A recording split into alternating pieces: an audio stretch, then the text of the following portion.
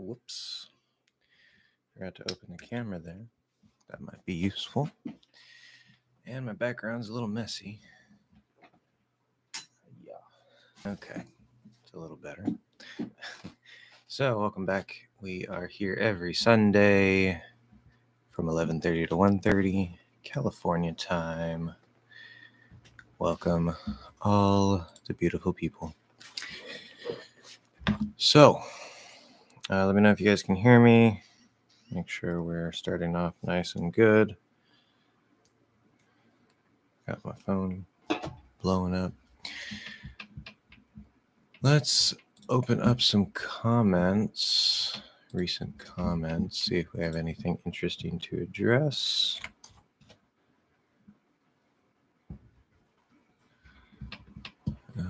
I've been breaking out pieces of the mouth posture course or mouth posture lessons into smaller pieces. I don't think I can do that with everything because some things are very dependent on other things, but comments. And let's see here. Got a really good comment recently about my input-output video saying best video about input and output. Thank you. Looking for 2 more new students for the mouth posture course. You have to leave a comment on a post that I made, which, let me see if I can pull that up. Oh, I can edit it. If I take this, will this work? Let's see. Maybe it does work. Okay, so if you leave a comment on this post, I have a chance. Did that go through right? That didn't look like it went through right. Yeah, it did. Okay. You'll have a chance to be one of my students for the mouth posture course, not for free. But I'm looking for 2 more new students for that. What else we got? Comments. Okay. We had a joke recently. Make sure you guys are tuned into the channel because sometimes I post some interesting things in text instead of just video. Got a comment from another teacher recently saying that they like the work I'm doing, so I appreciate that. Always good to hear from other teachers. Not a whole lot of big questions this week. Question about writing and writing and how are they pronounced? They're pronounced the same. So this versus this, pronounced exactly the same. 100% the same. Some Americans don't say them exactly the same, and that's okay. You don't have to be some Americans. You can say them exactly the same, and you'll sound perfectly fine, perfectly natural, very neutral.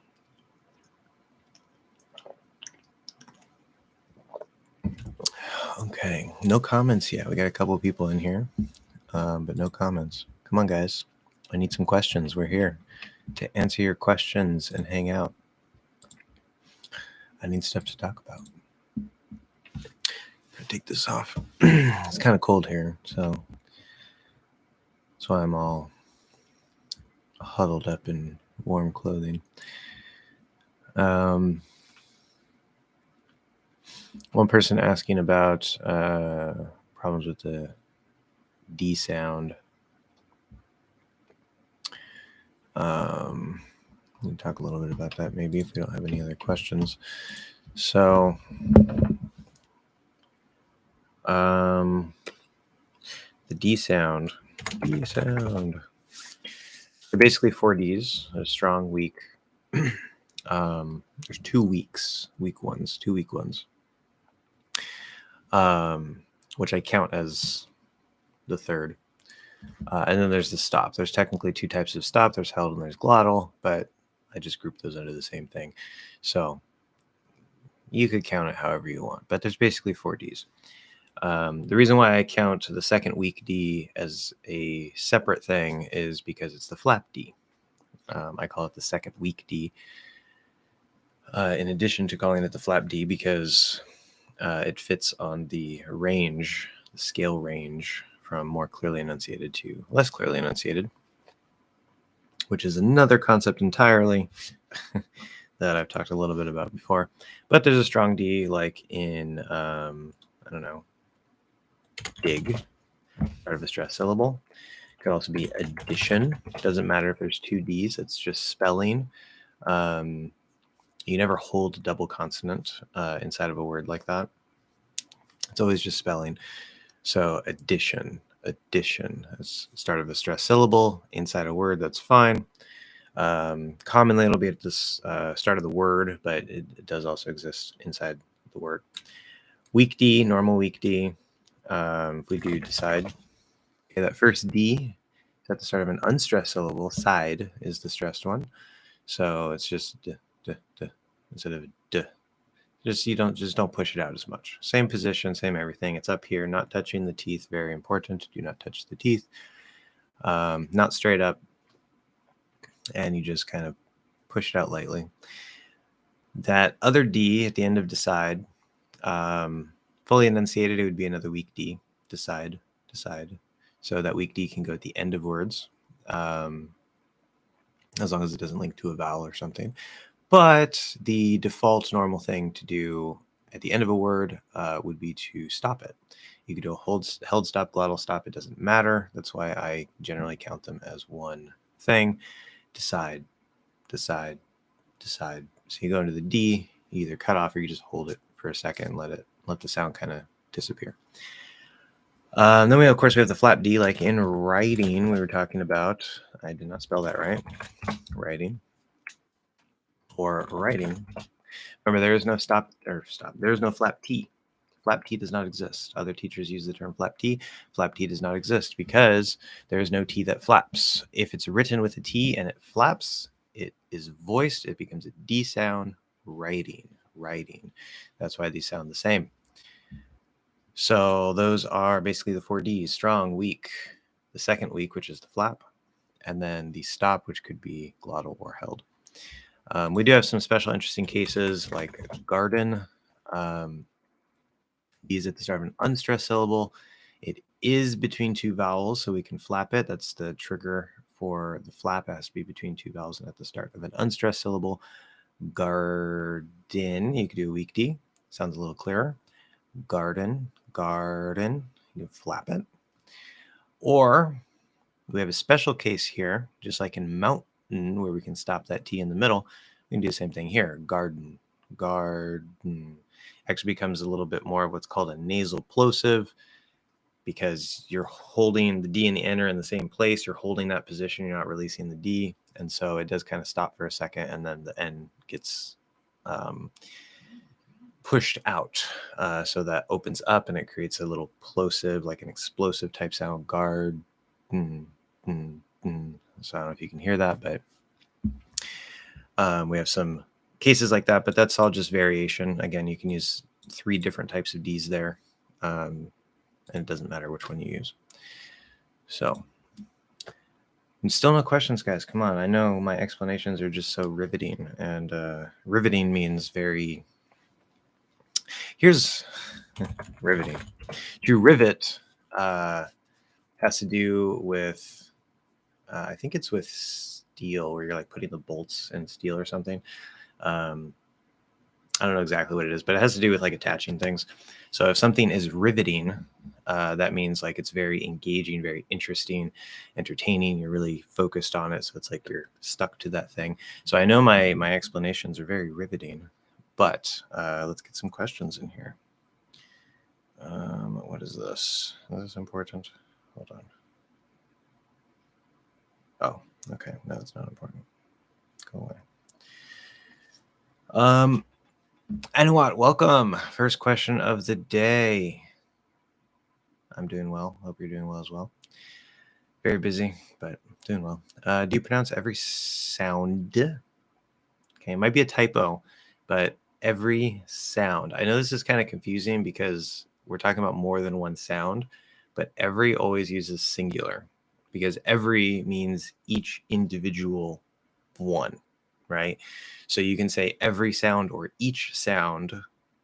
It's the same. Every and each, they're not always interchangeable, but very often they mean basically the same thing. Yeah, do you pronounce every sound in consonant clusters, such as asked, desks, and masks? Thanks. No, so I've talked about this a bit before. I don't think I have an official lesson about this. I still have to make that. But so we have two types here. Desks and masks are the SKS pattern.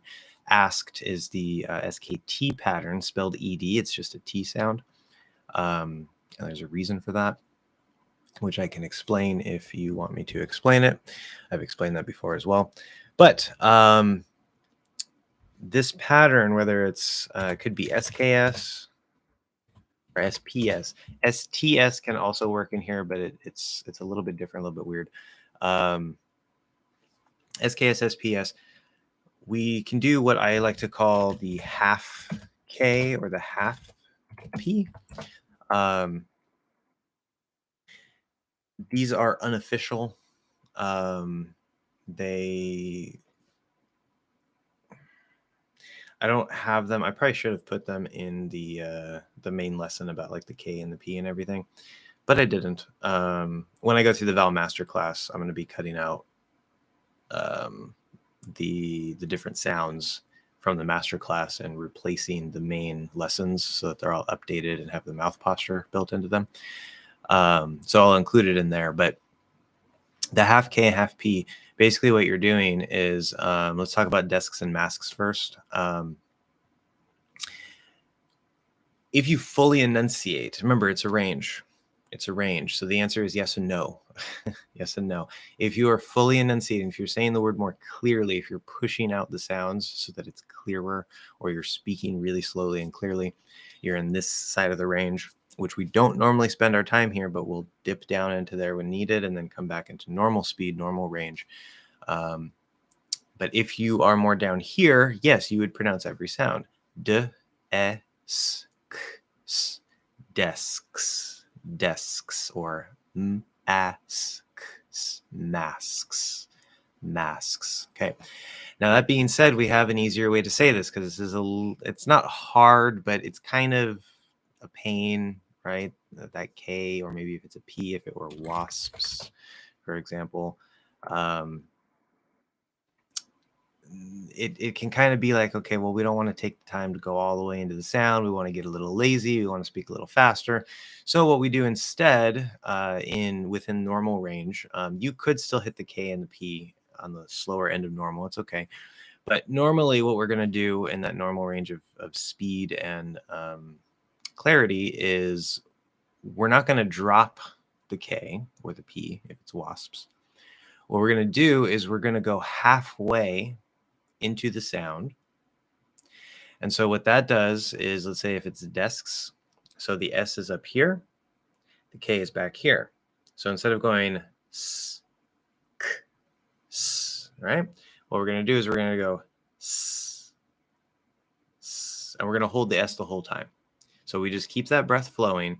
When that back of the tongue goes up, not all the way, but when it goes up part way, it creates a change in the airflow, moving in the direction of K, and it creates this sort of illusion that there's like kind of a K there, even though there's really not a K there, but it's perfectly fine. So we say desks, desks.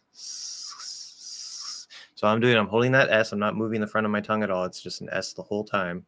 And then I just bring that back of the tongue up while I'm holding the S, just part way. Okay. Same thing with masks, masks. See, you can actually get really close to where you kind of lightly hit it instead of fully hitting it as well. There's a little range here between the half and the full. That's fine too. That's what I accidentally did there. So you can say masks fully, masks, where you kind of barely almost close, but then don't, you get really close. Or you can do it very light, like a true half K, masks, masks. So there's a little movement with the back of the tongue. Anything in there is fine. But again, the actual full K sound would probably be more the slower enunciated speed. Same thing with wasps. So lips, That's all. See, I never close. Wasps. Wasps. That's it. Very easy. Now coordinating holding the front there while doing the back, that might be a little harder, but with the lips, that's not too big of a deal. If it's a problem for you, it's fine. People have problems with different things. He's got to practice it.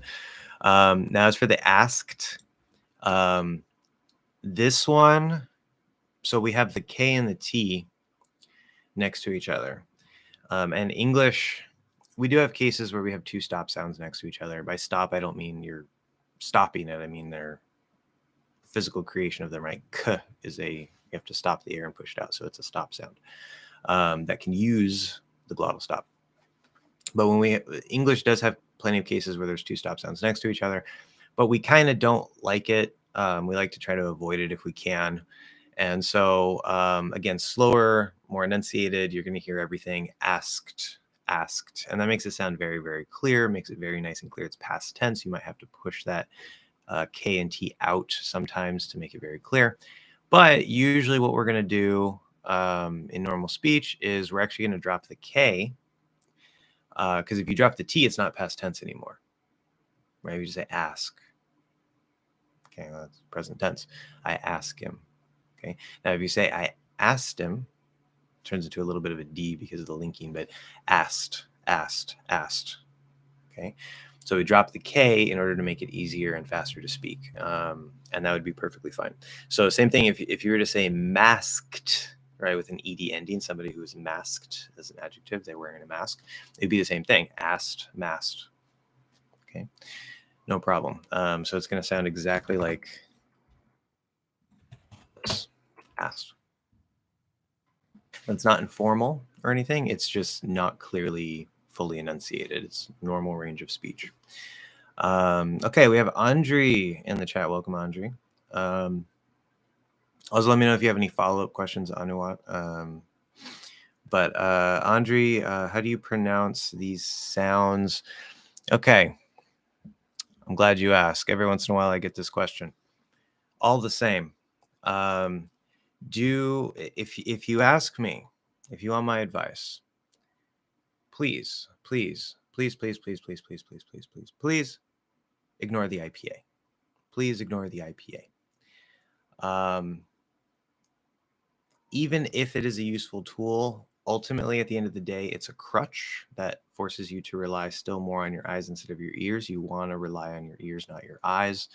As a beginner, when you're comparing sounds in your language to sounds in the new language, it can be a useful tool for that, just to kind of get an idea. But the IPA is also very, it doesn't account for quality of sound. This is the biggest weakness that I've found with the IPA. It does not include quality of sound. And the reason why I say that, so say the schwa sound, right? Like a true little small reduced, okay. That's not the same in American English, British English, Russian, German. Okay, they all have that sound. French, they all have that sound. You go to the IPA, you'll see that little upside down E. But if you actually listen to the sound that's produced, it's slightly, or sometimes in the case of French, it actually sounds very different because of how the lips are being used. But in every case, it sounds at least a little bit different of the exact quality. It's not the exact same sound. So I'm going to make a whole lesson coming up. I know I've mentioned it before. It's going to be in the final pronunciation or the full pronunciation course, which I'm trying to finish up here. I'm going to be making a lesson about all my reasons why you should ignore the IPA. When it comes to the R sound, just the vowel itself, not like the R colored R, ear, anything like that, just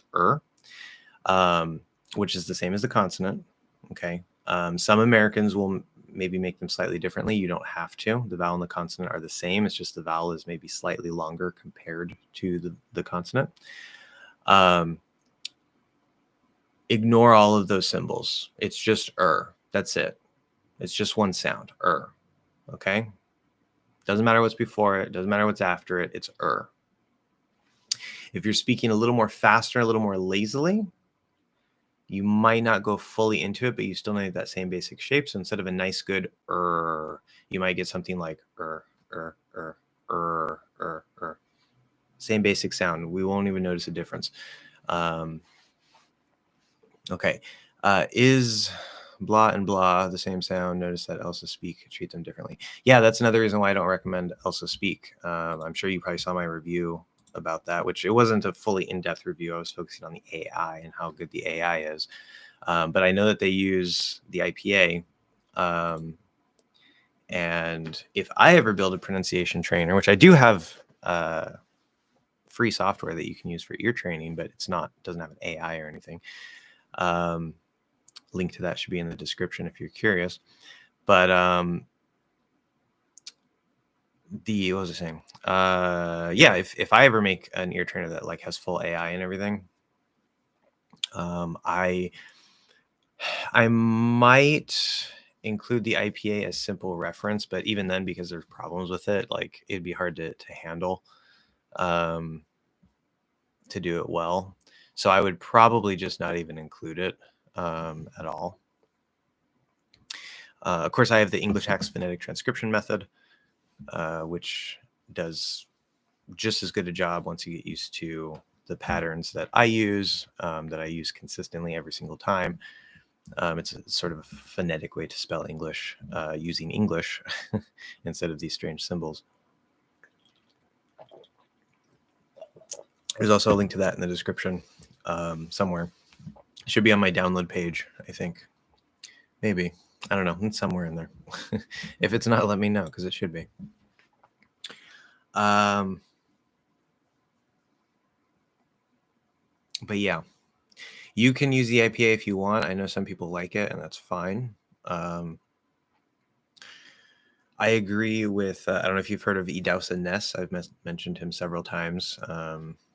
His name is spelled Idahosa, but it's pronounced Idausa, and last name Ness. He has his own channel. He also is the creator of the Mimic Method. He talks a lot about pronunciation. He also brings music into it and all this stuff. Really, really good. I agree with him on like 99% of things. Don't actually know him personally. I haven't met him yet, but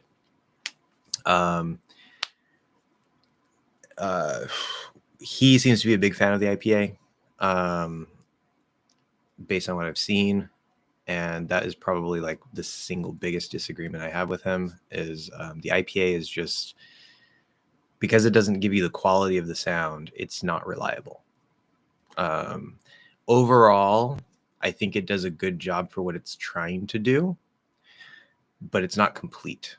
And then, as I said, even if it were complete, if there were no actual problems with it, at the end of the day, it's a crutch, and you should not use it because you're basically learning two alphabets, right? Especially if you come from a language that has a completely different script. Like if you use Cyrillic, like in Russian, or if you use obviously kanji in Japanese, Hanzi in Mandarin, or is it Hangul? I can't remember. Whatever the Korean script is. Sorry. Anyway, if you have a foreign script, you're going to have to learn, right, the Latin script that English uses and all this stuff. If your language, like if you're a Spanish speaker, you already use Latin script, then there's not as much difficulty. But especially if you have a very different script, you have to basically learn two alphabets if you're learning the IPA. And at the end of the day, the IPA, right, the idea of it is you feel more comfortable because you're like, oh, okay, so I know that this is going to be pronounced this way, which, by the way, dictionaries differ. You go to one dictionary, they'll have one IPA transcription. You go to another dictionary, they'll have a different IPA transcription. That doesn't happen all the time, but you will see that. That's another reason why it's not as reliable as you think. And even if all those problems didn't exist, all dictionaries use the same IPA transcription, et cetera, everything was perfect, it's still a crutch. You're using your eyes, not your ears. We're talking about pronunciation. This is probably the single biggest, whether we're talking about IPA or no IPA, this is one of the single biggest, quite honestly, quite frankly, moronic, really stupid things about language teaching is they say, hey, we're talking about pronunciation. Let's use a visual-based written script to represent sounds that are auditory based. There's immediately a disconnect. It doesn't matter how accurate your symbols are. You have to go to your ears. So me, if I look at a new language, I'll go to the vowel chart.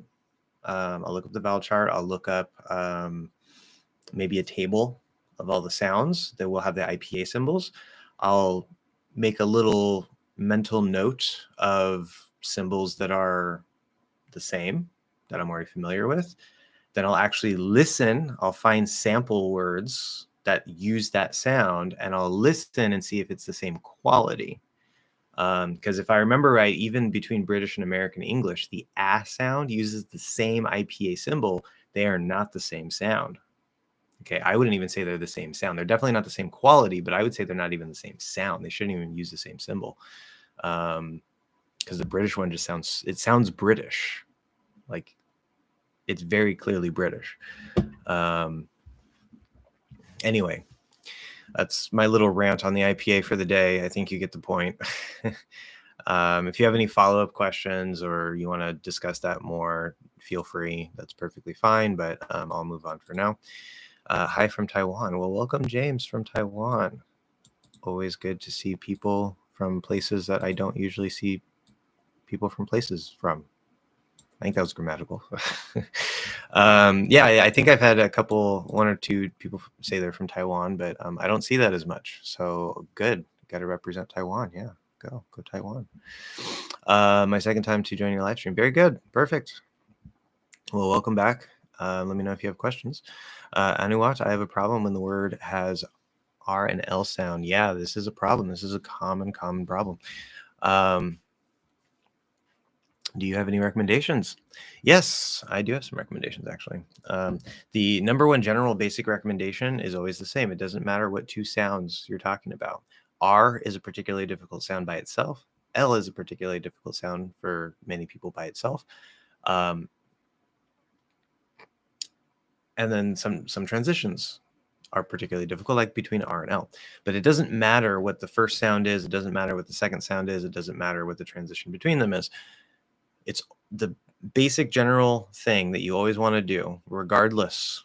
Okay, we're talking about a transition problem. So the first thing, you need to be able to say the first sound really well.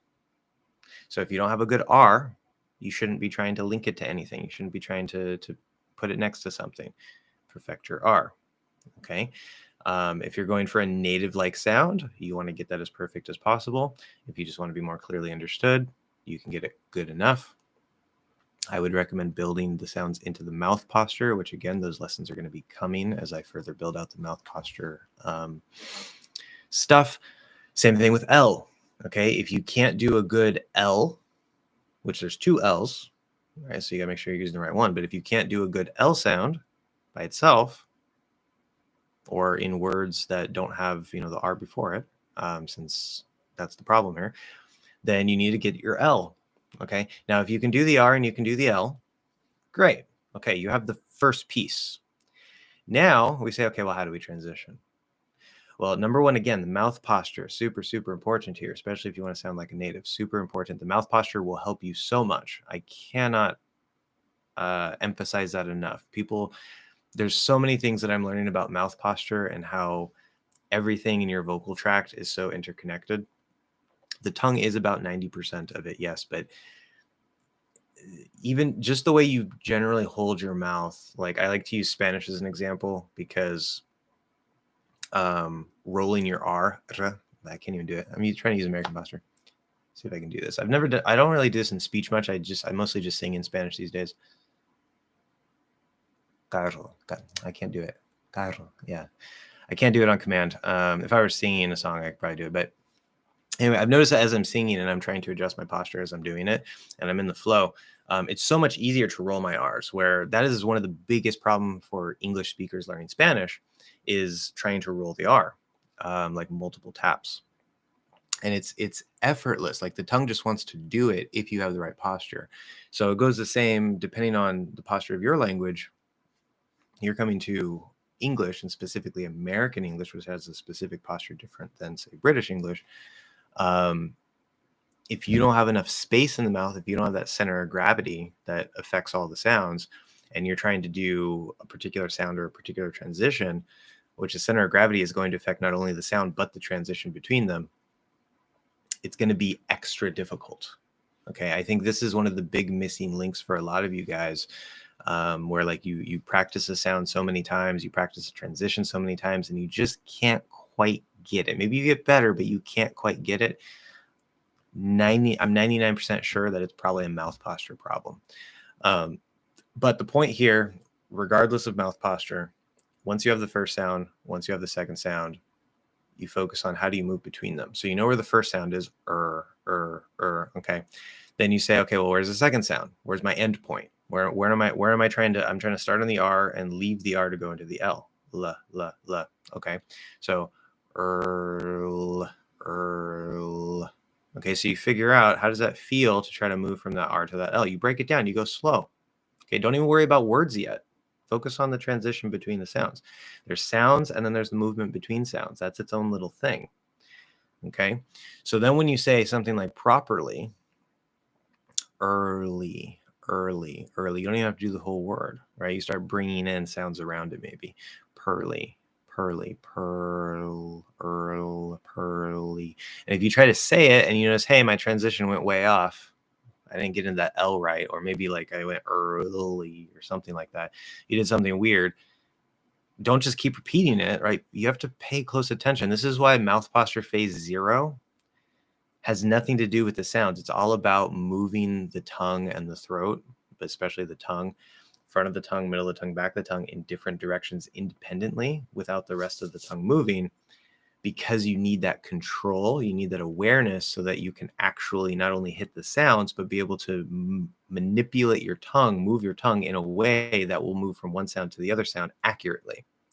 If you don't have that basic tongue control that I teach you in mouth posture phase 0, it's going to be a lot harder, maybe even impossible to get it.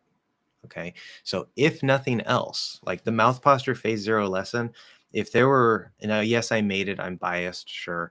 If there were one pronunciation lesson, if you said, hey, give me one pronunciation lesson that would be the single biggest, most important pronunciation lesson that I could ever take, and that's the only pronunciation lesson that I will ever watch.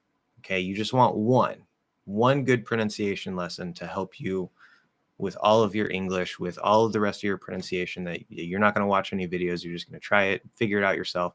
What's the one lesson that I would recommend? Mouth posture phase 0. And it has nothing to do with actually getting any of the sounds, which, by the way, that's going to help you if you want to learn another language.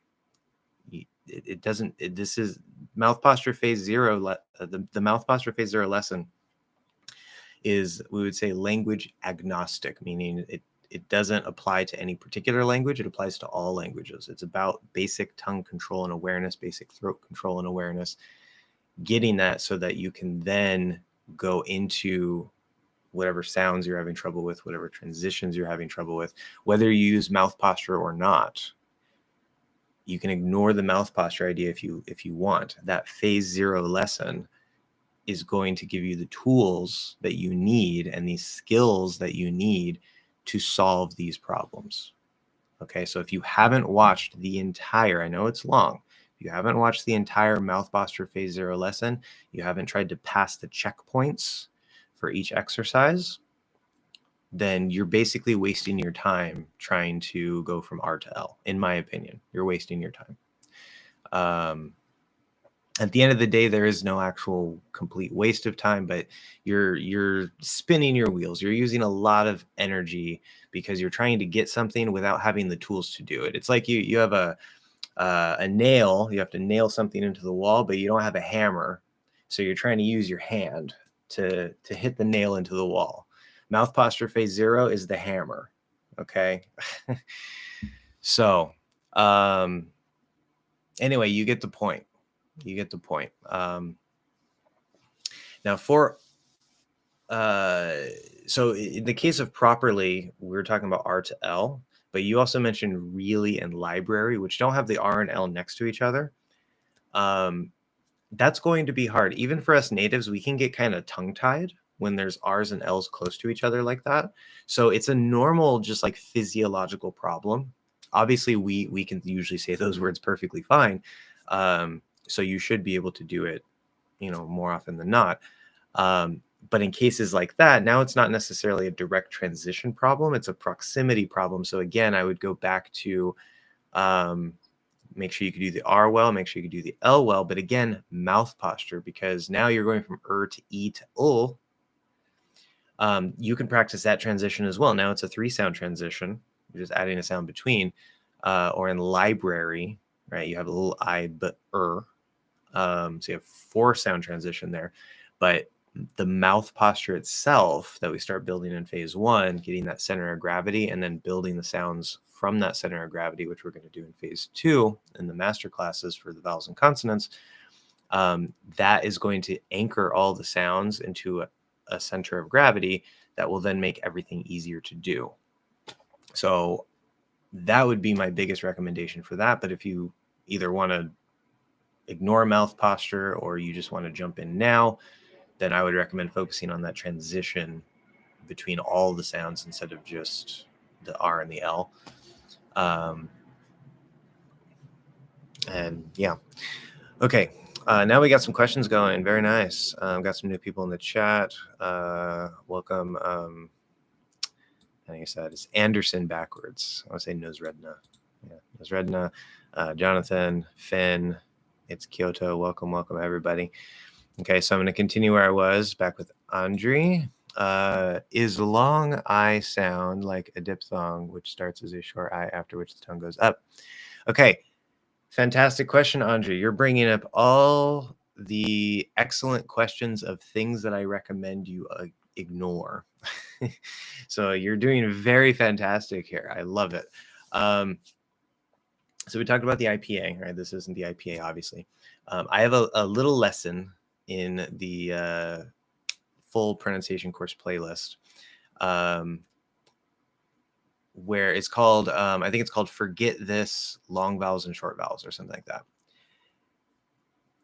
Linguistically, technically, yes, there are long vowels and short vowels, but for various reasons, which I won't go into all the details here, for various reasons, I very strongly recommend that you do not use the term long vowel and short vowel because it creates the biggest reason.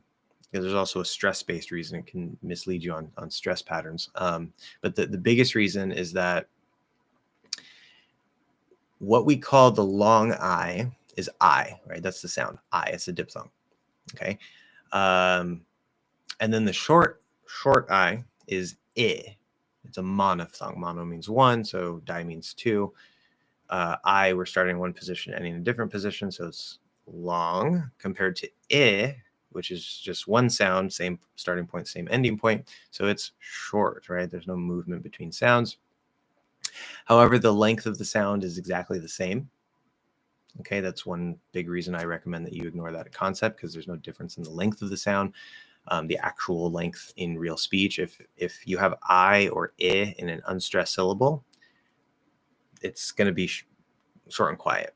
Now, compared to each other relatively, maybe, yeah, technically there's a little bit of a length difference, but in terms of the rhythm and stress of the language, they're the same length. It doesn't matter. They're unstressed, they're short, they're quiet. If they're stressed, again, they're the same length. So if I say like, or I say sit, like, sit, like, sit, sit.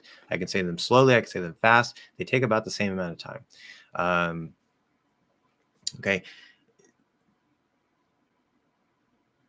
The more importantly, it's not the long I.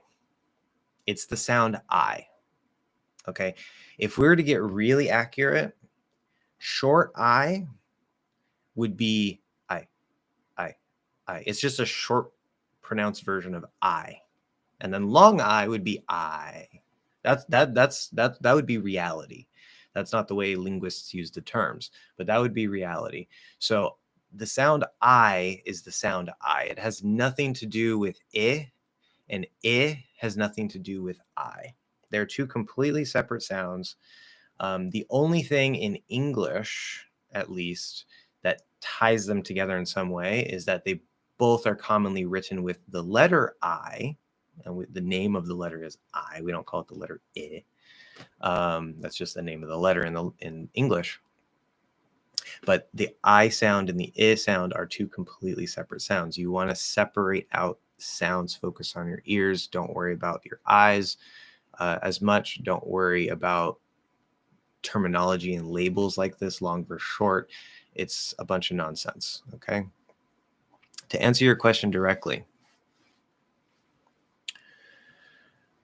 I starts in A, which only exists in the diphthongs I and ow. It does not exist as an individual sound.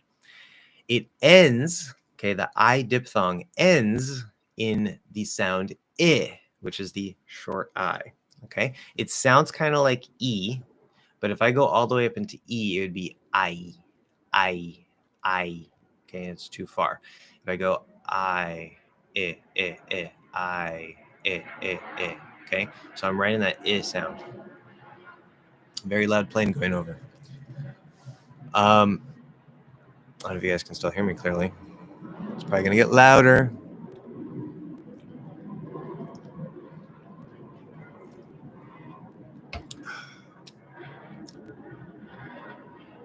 Gotta love San Diego.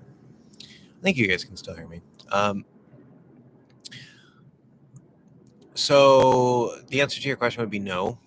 It doesn't start as I and go up. It starts as ah and goes up into I. I is the end point, not the start point. If you were to try to do that, the only place you really go up into is E. So you'd be saying E, E, E, E. That's definitely not I. Okay. No Sredna. Anderson. Do you know the following words? Crestfallen, bewildering, garish or garish, grueling, and cumbersome. Do you consider them words of C2 level? Are they worth learning if I'm not at that level? Because they're not actually seen in real life conversation. I saw those words in a short. I think I might have crossed them in books, come across them, not crossed them in books, but not in conversations. Should I just skip them and not pay attention, or should I be aware of their meaning? Very good vocabulary question. Very, very good question. Okay. So first, do I know these words? Crestfallen, yes. That is more of an uncommon word for sure. If you were to ask me to specifically define it, I'd have to think for a second, but I know what it feels like. I know the basic meaning of it. Bewildering, yes. Garish. That one I'm not 100% clear on the meaning. I've seen it, I've heard it, but I'd have to look it up to give you an exact definition. Grueling, yes. Cumbersome, yes. Cumbersome is a little bit more common. Grueling can be a little bit more common as well. And I don't mean they are common. I mean they're relatively a little more common than the other ones. But crestfallen and garish or garish, those are definitely probably the two least common in this list. I know all those words more or less. Are they C2 level words?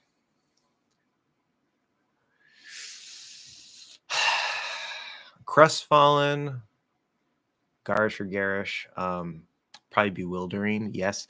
Grueling and cumbersome, I would put them no higher than C1. I might be wrong on that, but that would be my opinion. Probably put them, it'd probably be right in C1. Yeah. Maybe B2 for cumbersome, but yeah, C1, they're definitely C-level words. Are they worth learning if you're not at that level? Now that's a good question. What words are worth learning? Because there's so many words, and obviously you don't need to know all of them. That's one of the biggest stupid things that that language learners say is like, oh, if you don't know all the words, then you're not fluent.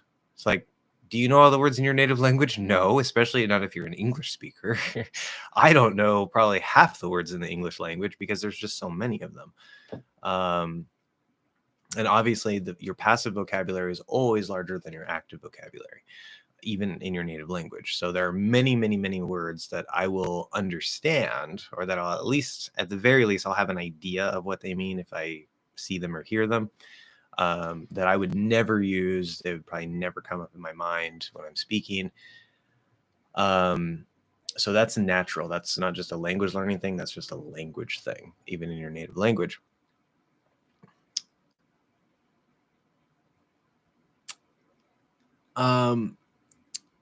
Should you be aware of their meaning? I would say so, yes, especially for grueling and cumbersome. You should at least have that passive knowledge. If you're in the intermediate level, I would completely ignore all of these words, probably. But if you're in the advanced level, like at least C1, or you're getting up into C1, then I would start considering at least knowing what these words mean. But you don't have to be able to use them. No.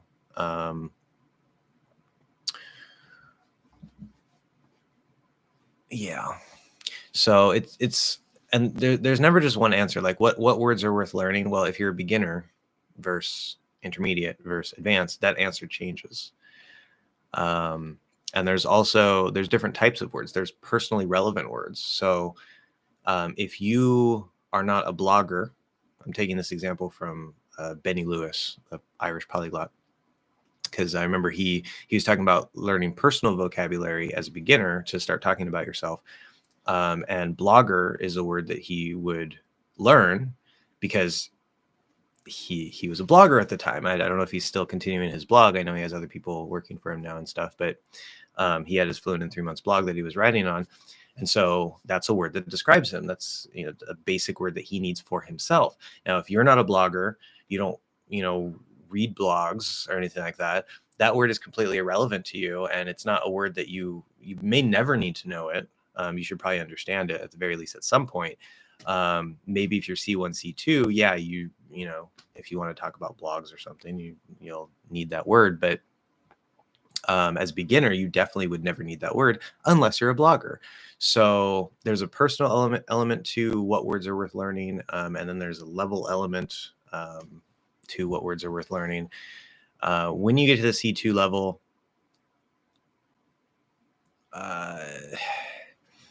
my general advice for C1 and C2, this also kind of applies to intermediate and beginners to some extent, but if you ever find a word interesting, like you're like, wow, I like that word, I like how it sounds, I like the meaning behind it, because sometimes we have synonyms and there's like subtle different feelings to them. That's something you kind of have to explore and figure out. But if you just like the word, use it. Right now, you should know if it sounds a little more fancy or a little more formal, because if you throw out these fancy words in casual conversation, especially in American speech, some people might think that you're trying to sound sophisticated, like you're better than them and stuff. But generally, if you like a word, use it, right? Make it part of your vocabulary. So you could be B2 level, and if you like the word crestfallen, right? You're probably not going to need to use it very often, but if you like the word crestfallen, learn it, right? No problem with that. Wow, we have a lot more comments. Okay, Wendell is here with all the questions. So good. That'd be my advice there. Jonathan, yes, welcome. Good to see you as well. I think you commented on that lesson post, or not lesson post. You know what I mean? Mouth posture class post. I don't remember. I saw you somewhere before. Oh, I think it was on the cat. The cat is on time. Yeah. So it's the cat is on the clock. That was the answer there. Anyway, Finn, hello. Is the word huh technically inside the word fun? Or is it more nasal in huh than in the other words?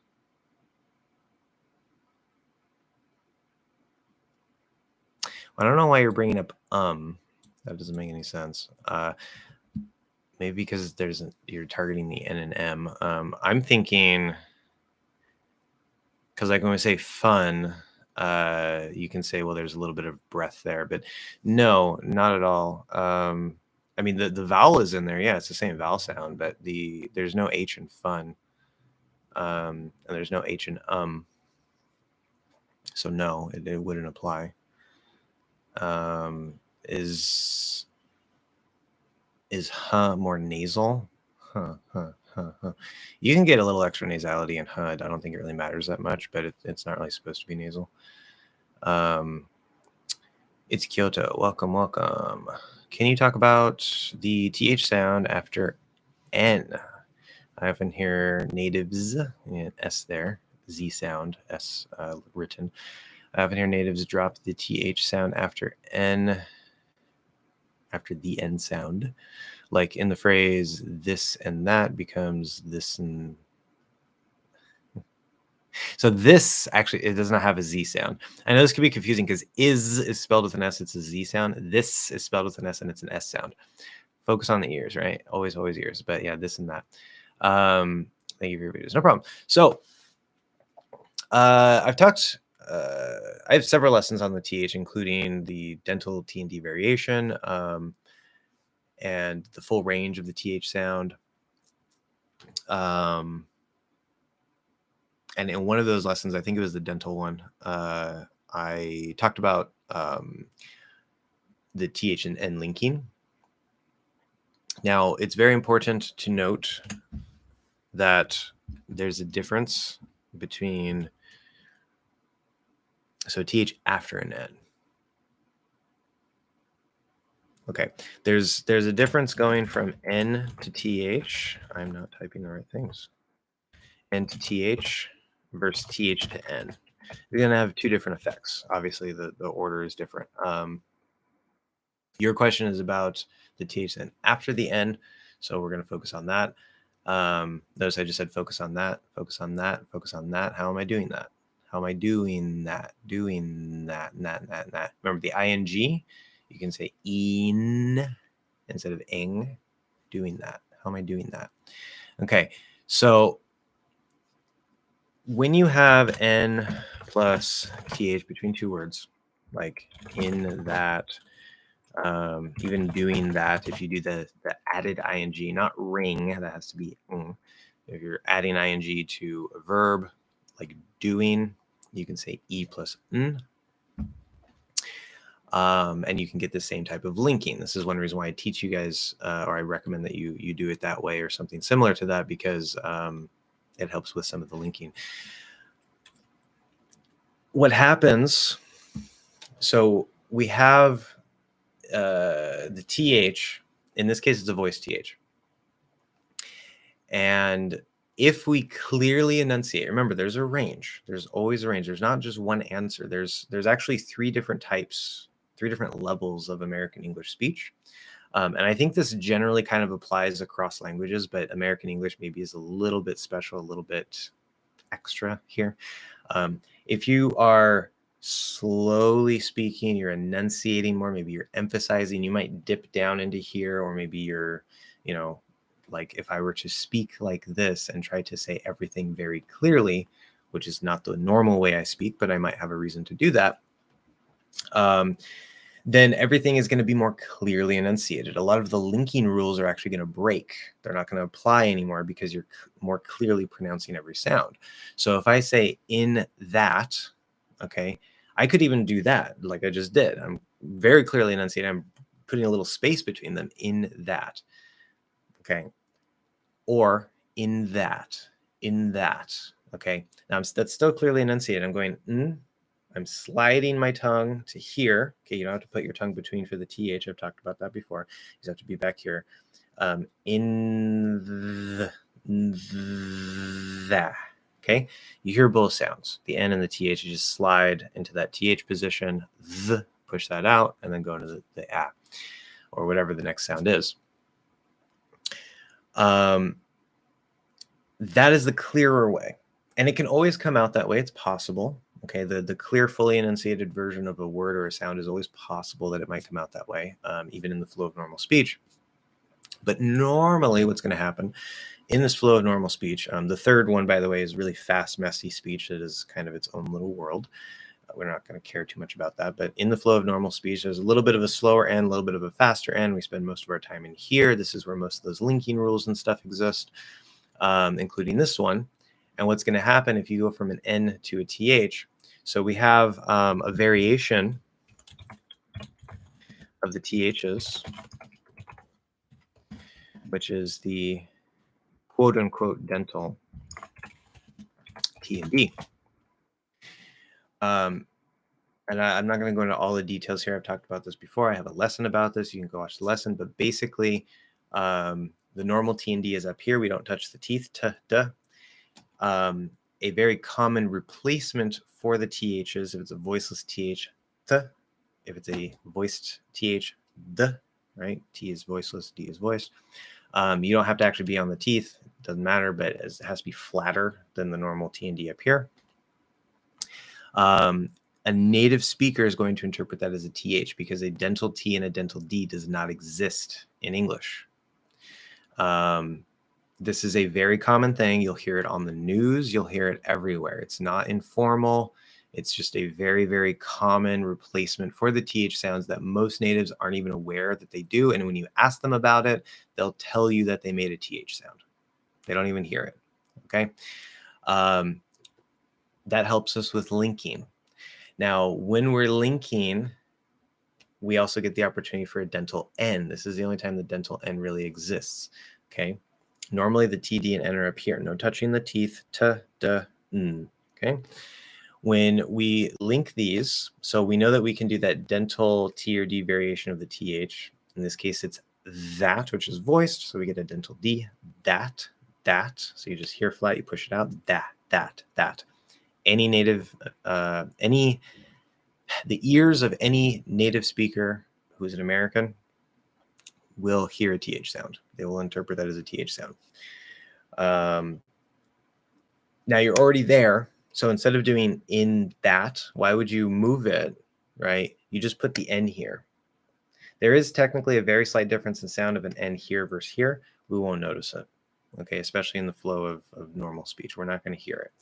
Now, if you try to do like in that, it kind of like, it's almost like you're trying to, it's still possible technically. We might not notice it, but again, we're really slowing it down. It's probably going to come out as a normal N and TH because why are you slowing it down if you're not going to push the sounds out more clearly?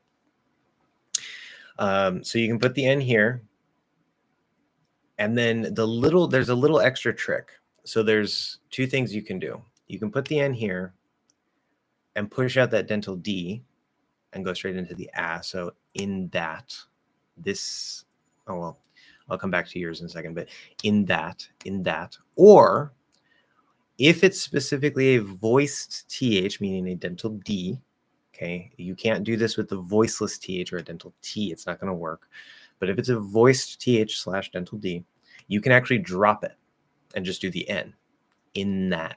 That's all it is, just a dental N. So when we say this and that, this, see, I can even, like you did, you didn't even write the vowel there. I can just go straight from S to N because they're right there.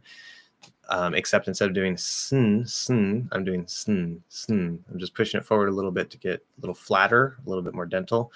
And then I'm just opening from there. There's no TH, there's no dental D, there's no anything. It's just a flatter N. Nat. This and that. This and that.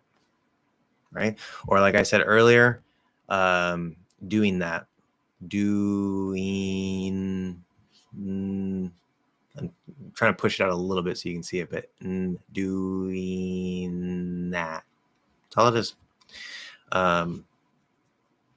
So nice and simple. Doesn't have to be so complicated. There's a lot of information there, obviously, but the actual reality is just that. Just put your tongue there and then release. If it's if you're using the dental D for a voice TH, not the voiceless one, you can just drop it. Okay. Is the first vowel in anger the same as the first vowel in pan? No, it's not. Yeah, plus L, not the lazy. I don't know what the lazy schwa is. I assume you mean like a reduced true schwa, like as you call it, lazy schwa. This whole plus thing, it does exist. I don't really emphasize that point. I don't recommend that you ever do that, really. I know a lot of teachers say it's plus it's not. It's really more lazy plus It's not a lazy schwa. It's pan. It's still it's just not .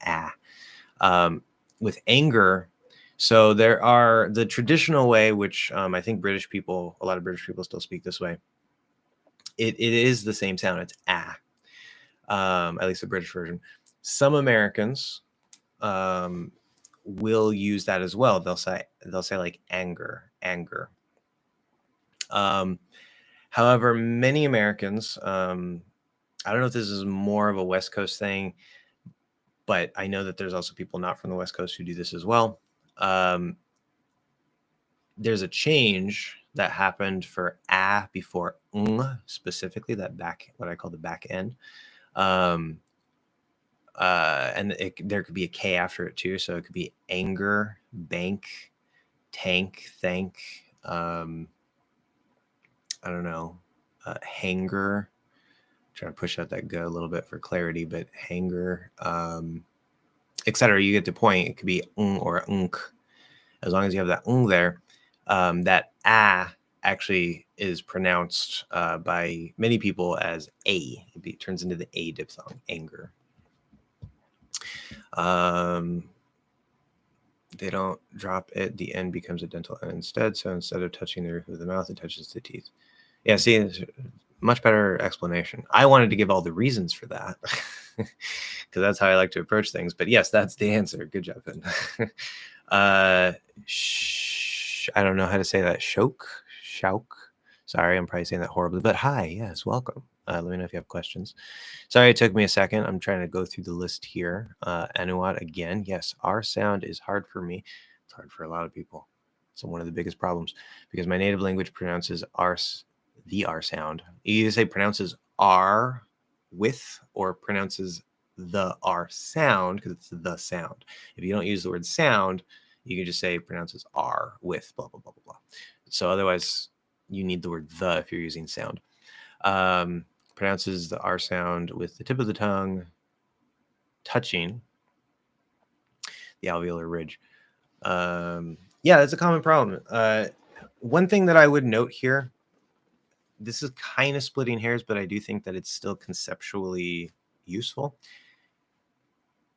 When we're looking at transcriptions into a Latin-based alphabet, particularly English, because that's, kind of the big language around the world right now, you'll see many things transcribed as R's, especially if the script is different, but it doesn't really matter if the script is different. So like Spanish, right, they have a single R and a multiple trilled R.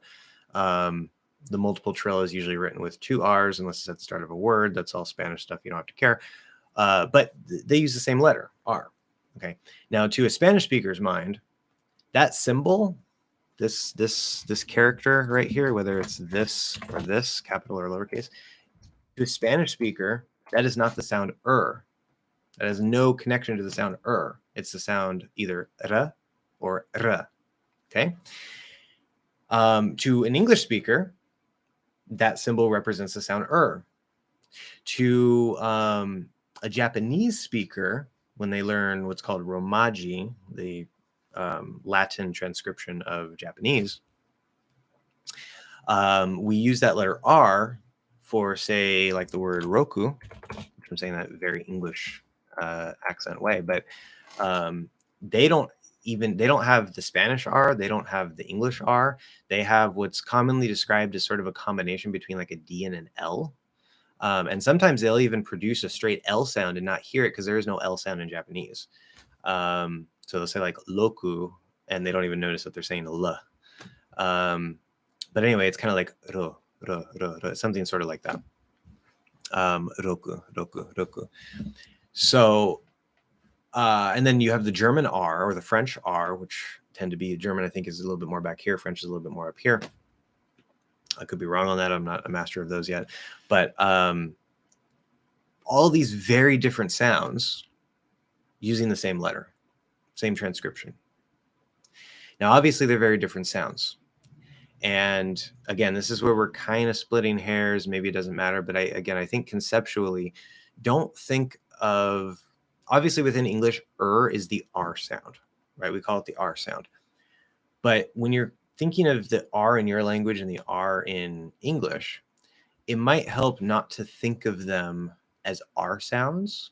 think of them as there's the sound and then there's the sound, I guess, whatever maybe you use in your native language.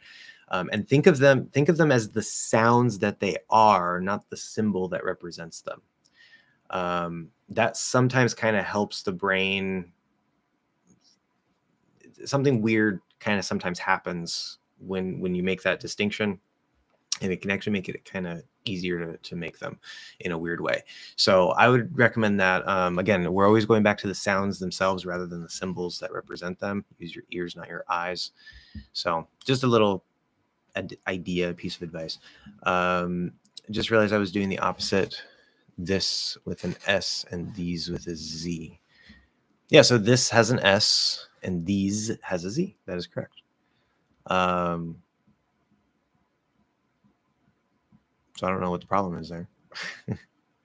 This, these, that is correct. But is uses a Z.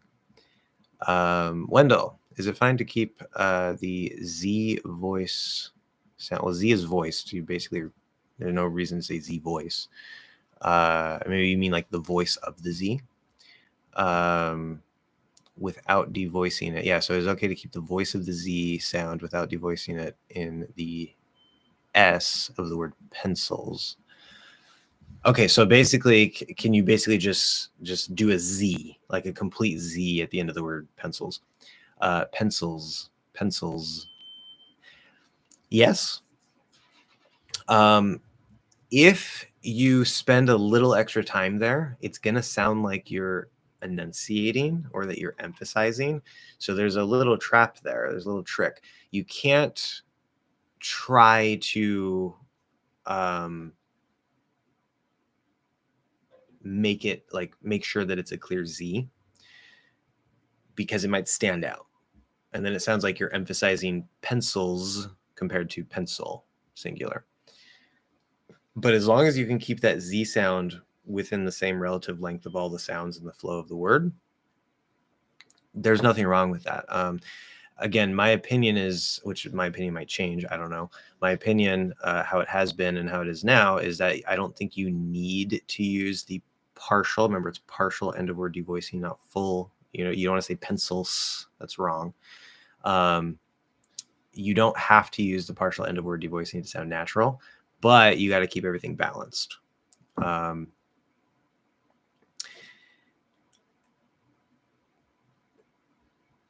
And I know you're probably looking for maybe something that's easier to do, like, okay, instead of having to worry about this partial end of word devoicing, can I just keep it a solid sound? Probably, yeah, I think that's fine. But, and maybe this is sort of an English-centric bias, it's actually easier to not keep that sound. That's why it happens. Because as we, and this is actually tied to the breath. It's not just the sounds, okay? I think the reason why this partial end of word devoicing exists is because of how the breath works in American English. Many English learners have a problem with enough breath, or the control, like how tightly controlled or open the breath is. That's the two parts of the breath that I talk about. You can watch more about that in the lesson about the breath, or the mouth posture phase 1 lesson. But we have this end of word devoicing because, like, let's say if I say, let's say what's a word that ends. I don't want to use beach because that CH is very, very, very clear and pushed out, and it's obvious that there's breath there. But if I say pass, okay. If you listen very closely, okay, you can hear that breath, like especially when we release that P, it's a strong P, so you can kind of hear almost like there's an H, little H sort of blended in with it as we go into the as voiced, okay. And we go back into that S, so pass, okay. Now the S is voiceless, but as we near the end of the word, and I'm actually about to make a lesson talking about the arc of a syllable, and this is tied to that as well. So it's tied with the stress and the rhythm, not just the breath. This is not just a sound thing, guys. But as we get to the end of a syllable, even if it's voiceless, it continues to kind of, we don't just say like pass, pass. Like everything's completely even. It's pass. But we say it quickly and we don't notice pass, pass, pass. So there's actually, by the time we hit the S, it's still sort of descending a little bit.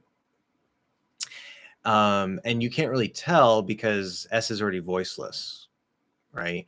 But you can, if you listen really carefully, you'll probably notice that the breath continues to get less and less. Pass, pass, pass. See, there's that little trail of breath there. Same thing if I say okay, listen. The voice stops before the breath finishes. And that's because we have a certain level of breath in American English that the sounds flow on, and that breath usually ends after the sound. Okay. Now you don't want to blow that up and mess up the proportion. It's not like okay, that's too much. So even if I just say the sound which doesn't have a voiceless counterpart, that would just be H. Right? That's not a sound, that's not a word, it's just H sound. H sound in the position. So doesn't have a voiceless version. And yet we get the same thing. We get that partial end of word devoicing. Okay. So this, I think it is a natural part of American English speech. I don't think it's necessary to sound natural to do it necessarily, but it's tied to the breath, it's tied to the rhythm, it's tied to the stress. And so there's a natural reason why it happens, and trying to avoid it is probably the wrong idea, because then your breath is going to be off, your rhythm and your stress might be off. Okay. So don't try to avoid the partial end of devoicing to make things easier. You're probably going to mess up other parts of pronunciation. In fact, after explaining all that, I'm starting to think maybe it is necessary to sound natural, but I'm still of the opinion it's not completely necessary to sound natural. But anyway, point is, practice your end of word devoicing, because you'll also be practicing the breath. So you say, like, just do the Z. Zzz, or, yeah, it's going to turn to an S. I was trying to make it turn into, but that's not going to happen there. Zzz, zzz. So give it a little arc. Zzz, right?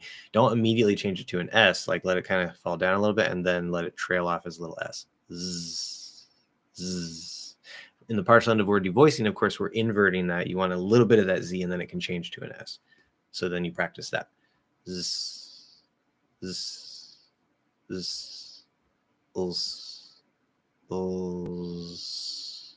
It's harder to hear the Z because the voice of the ul, right? But it's still there. Ulls, ulls, pencils, pencils, pencils. Just do back chaining through the word. Practice it. How much does the monster cost? It's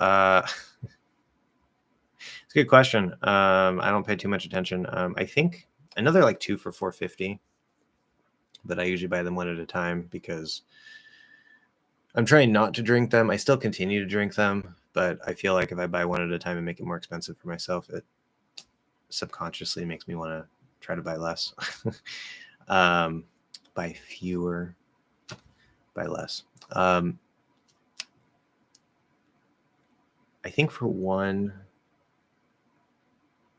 it's about like $3. It's like $2.90 something. Anyway, Andrew has a retract message. It's okay. Wendell, is it not weird? And by the way, people, you can retract messages, no problem. Right, they're your messages to retract. But if you feel like it's a stupid question, you feel like you made a big mistake or something, you don't want to be embarrassed, it's fine. We're here to learn. There are no stupid questions. Ask whatever you want. There's no reason to retract a message, but you do have that right to retract your messages if you choose. So back to Wendell. Is it not weird in English to keep the Z sound without devoicing? Yeah, so back to that, I guess, as a follow-up. Yeah, so again, if you're clearly enunciating everything, it's going to be a solid Z, most likely. So it wouldn't sound weird, but if you're in the flow of normal speech, again, you have to keep everything proportionate. That's why I think it'll still sound natural if you keep it proportionate. But I don't know. Again, you're going to make things a lot harder on yourself by trying to avoid it. Worked with and talked to or work with and talk to? Is the K in capital a held or stop one? So held and stop is the same thing in the present tense. Talk about the stop T sound of the past tense. Which one is canceled and which one not? Do we have to drop the K? Okay. So Wendell with all the questions here. Yeah, this is a good question. So the difference between pronunciation of past and present and what we can maybe drop. So first thing, right? So there's a held stop and there's a glottal stop. Okay, there are two types of stops. It generally doesn't matter which one you use. Okay.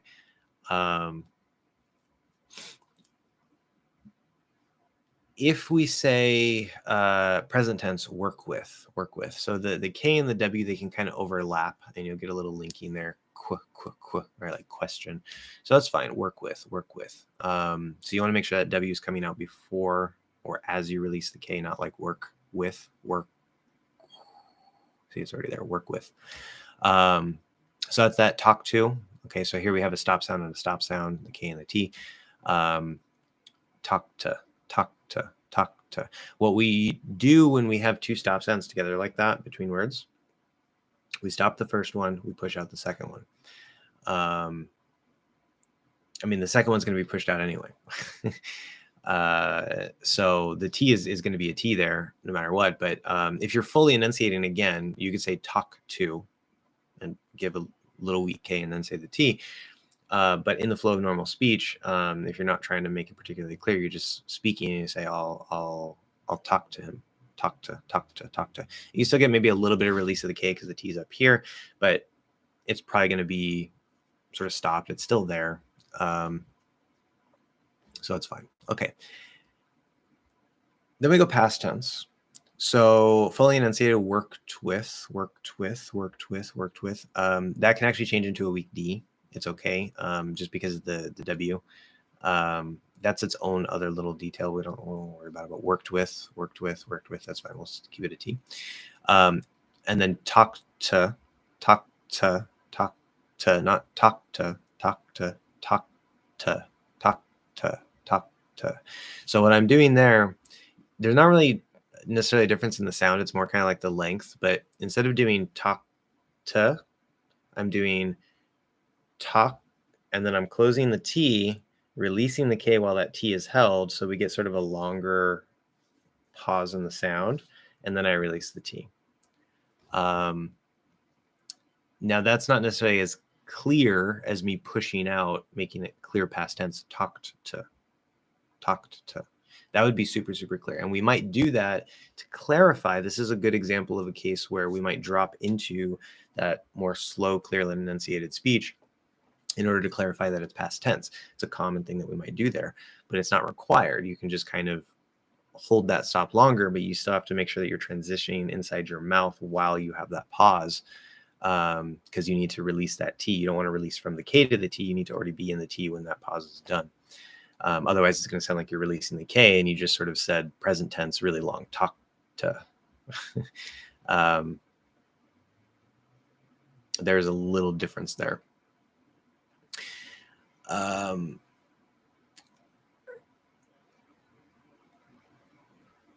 Okay.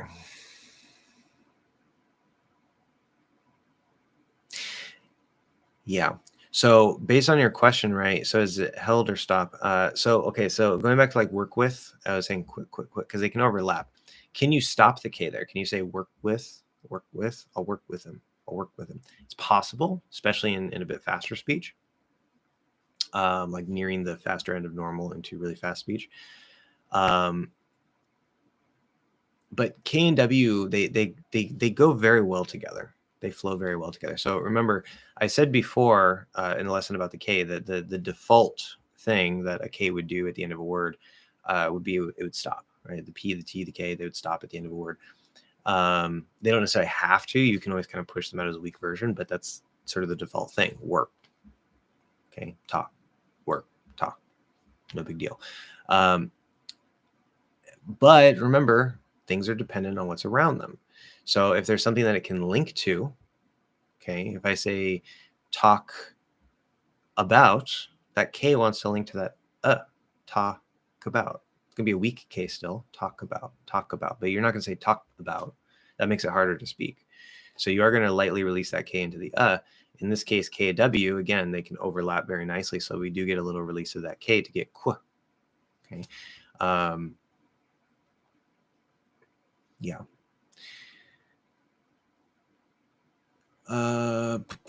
Okay. Do natives drop the T in the consonant cluster best or first? Yes. You don't have to necessarily, but it's a very common thing to do. If you never drop it and you say these, relatively close to each other. So like, oh, the best thing that I ever did was go to the beach. That was really the best thing. It was the best day. And you keep pushing out that TTT, it's going to stand out and it's going to sound a little unnatural. The T can be there. Again, linking, the S can link, the T can link. There's variation, but probably the single most common thing that happens when you have ST at the end of a word, the T disappears. It happens all the time. All the time. That's the most likely thing that'll happen. And then even when we link, as I said, that S can link instead of the T. You don't have to actually link the T. So I could say, especially if it's like best thing, the best thing. You can even blend that, what do I call that? Shifting. You can shift the S and the TH. No, it's not shifting. I forget what I called it. I have to go back and watch my own lesson. I have a term for that, but the S going to a voiceless TH, the S can sort of take over and say best thing, best thing, best thing. So now you're dropping the T and the TH and you're saying sing. That's the best thing ever. Nothing wrong there. Again, you slow down a bit, you enunciate a bit, you're not going to do that. If you say that's the best thing ever, that sounds weird. Okay. So there's a range, but very common to drop that T. Yes. It's the best. I'm the first one here. First one. First one. No problem. Not informal, just very normal speech. Do people with the cut merger pronounce the letter O in the word more with an O sound only? Like mo? No. It's an R-colored O instead of an R-colored O. So now, if you mean O sound only as in there's no R, no. If you mean O sound only as in is that the vowel that gets colored by the R, yes. Or more, no problem. Which letter is canceled in this word? These words, consonants or wants or cats. Okay, which letter is canceled? I don't like the word canceled when talking about pronunciation. There's nothing wrong with it. It's the same as dropped, I guess, but none of them. 'Cause I know what you're asking about. You're asking about that TS, right? Whether there's an N before it or not. The TS is an illusion. There is no T. There is no T. Okay, I've talked about that before. We don't say consonants or wants or cats. Okay, there's no T. The T is here, the S is here. What we do, we push the S through the T position, but the T doesn't get released. Okay, it doesn't T. So there's no actual T sound. It's just an S that gets pushed through that. Creates the illusion that there's a T sound there. There is no T sound there. So technically, it's not getting dropped. It's not getting canceled. The T is just spelling. Again, focus on your ears, not your eyes. Now, obviously, if we say want or cat, yes, there is a T there. But as soon as you put that S there actually is no T. It has to just do with the physical mechanics of the mouth. How to transcribe the pronunciation of the words can, man, and fan. The way I would do that, using the English Hacks phonetic transcription method that you can find linked below. They're all going to be the same except the first sound. So we have can, man, fan. Remember, is ah. Is ah. It doesn't matter if it's a lazy like that's fine. Basically from the height of but you keep the basic shape of Or if there's an N after it, if there's an M after it, there's various things that can come in and make it kind of sound a little bit different, especially before M and N, but it's still the same basic sound. It's still ah. Okay, it's still ah. Are there other ways to do it, like saying eh plus Yeah. Do I recommend that? No. There's nothing necessarily wrong with it, but I just don't think it's completely accurate. And if you overdo it, if you say like can, man, fan, that's just completely wrong. Okay, so you can very easily do that wrong. So is period. Is it possible is it possible in American English to pronounce the T in the word perfectly? Yeah, if you are clearly enunciating, there's no problem. Perfectly. I understand you perfectly. Are we going to do that? Probably not. Again, we don't, inside of a word, we don't generally like two stop sounds together. And so we tend to drop one of them. So we say the K and the L perfectly, no problem.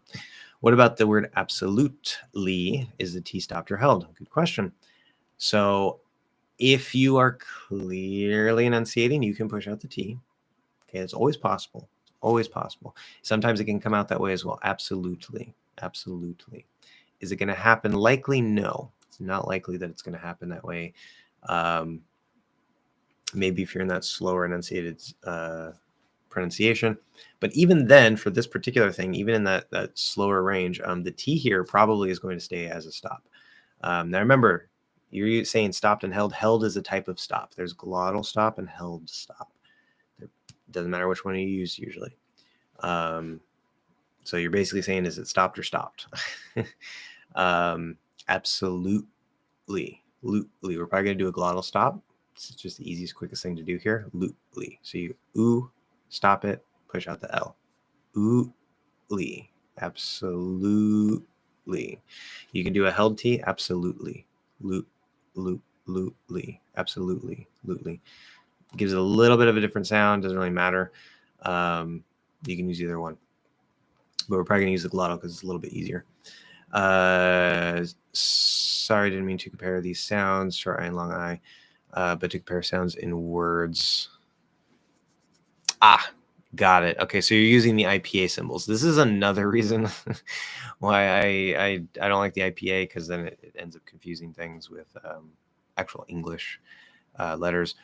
Okay, so we're talking about the short. See, and then it doesn't even make any sense. We're talking about the sound I and the sound E. Okay, they're two completely different sounds. One is not the short version of the other. There's I and there's E. They're two completely separate sounds. Is sound in work, eat, what diphthong which starts as a short?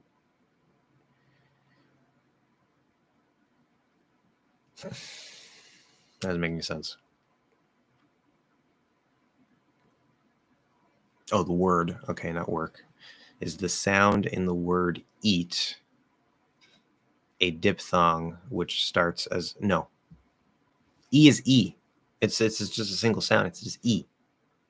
Okay, and don't be confused by the spelling either. The two most common ways to spell the sound E is EE and EA.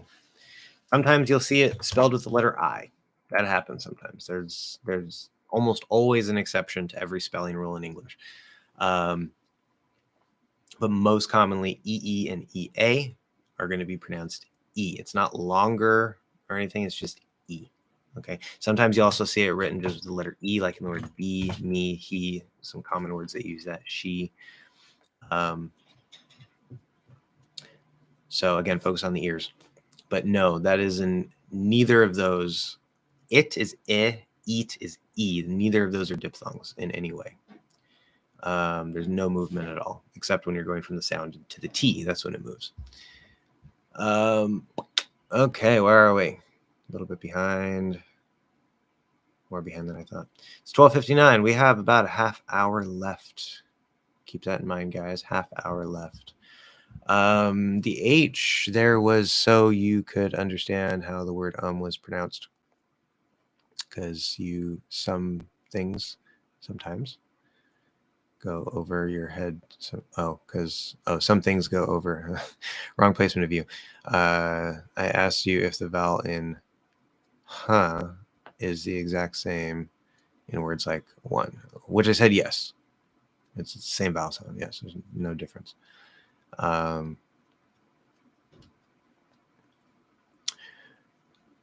Not me saying this has a Z sound. What about typo?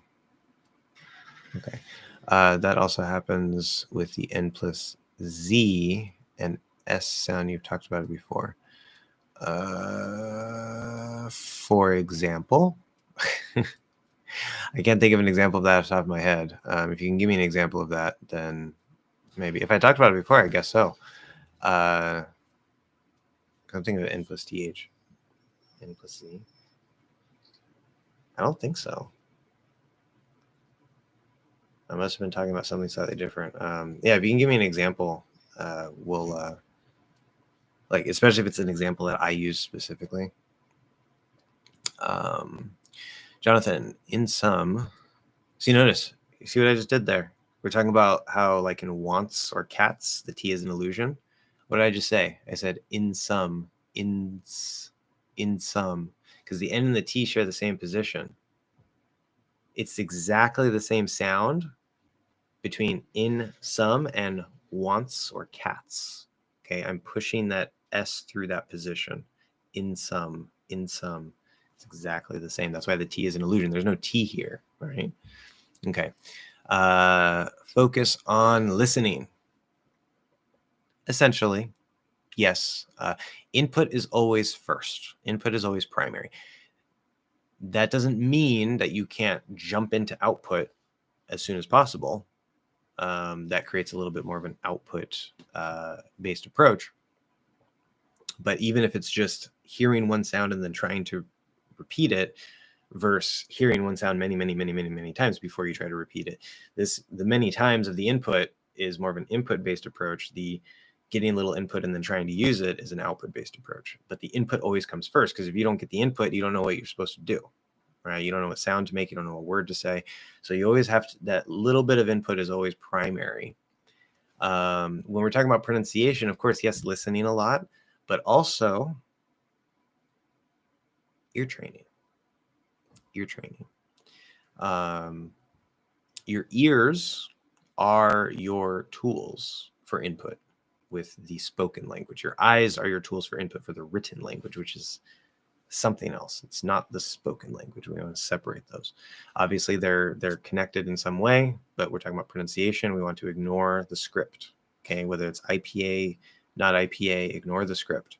Okay, input. This is your tool. That underlies your listening.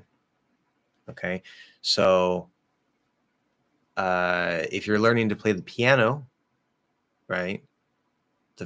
This is your output tool. Your input tool could either be your ears or your eyes. But as an example, right, if you can't move your fingers, if you don't have this, you can't play the piano. That underlies your ability to play the piano. So if you don't have that, there's no piano, right? It's the same thing. If you don't have this, if you can't hear the sounds, if you can't hear the stress, if you can't hear the rhythm, if you can't hear the linking, then that is underneath the listening. That's why I say, if you train your ears, you are obviously improving. You're going to improve your listening, but one way to do it is, let's do lots of listening without ear training. Eventually, your brain will work things out. Or you can do ear training with or without. It doesn't have to be chronological, but if you have that ear training component and you focus on opening your ears, then this gets a lot easier. It gets a lot faster. Okay. And you let's say it takes you, I don't know, 6 months to understand fast normal speech without ear training.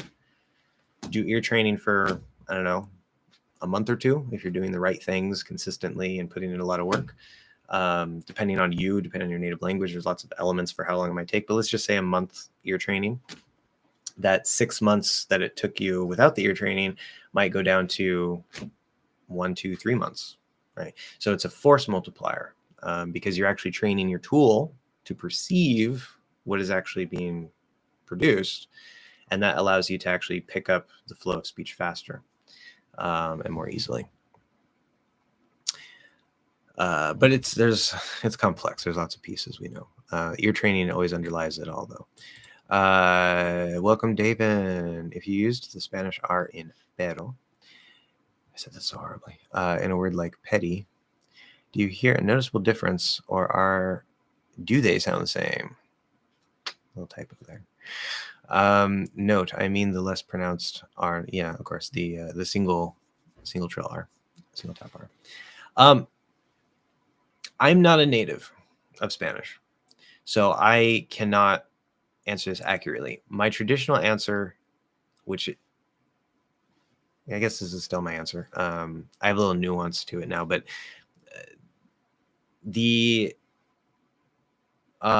so when we say petty, we're using a flap D. Mechanically, the way that it's produced by tapping the tongue, it's very similar.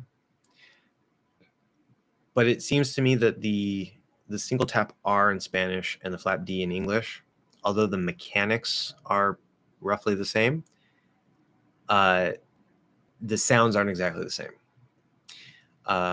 And there's two reasons for that. One, I think that there's a slightly different, we would say, I guess, point of articulation. So it doesn't necessarily hit the same point. And we know the flap D, depending on what's around it, will actually maybe tap and pull or tap and push. So there's different ways that you can do that. But I don't think they're the exact same sound. It would kind of be like, say, like the schwa in American English and the schwa in British English. They're this. It's like, okay, yeah, maybe they're the same sound, but they're different qualities of that sound, right? So we're doing everything pretty much the same, but they don't actually sound exactly the same. There's something different, and that's actually a perfect segue transition there, because I think really the main difference of why they're not exactly the same is because of the mouth posture.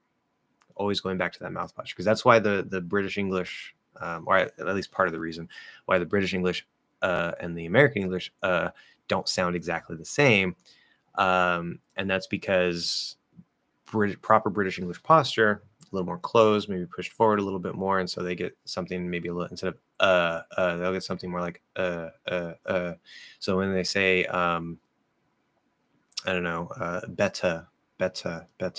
See, if I try to use American posture, beta. I never noticed it before, but now I can tell that could be a little better. If I try to keep it a little more closed, maybe push my tongue forward a little bit, sort of maybe slant that schwa a little bit. Beta.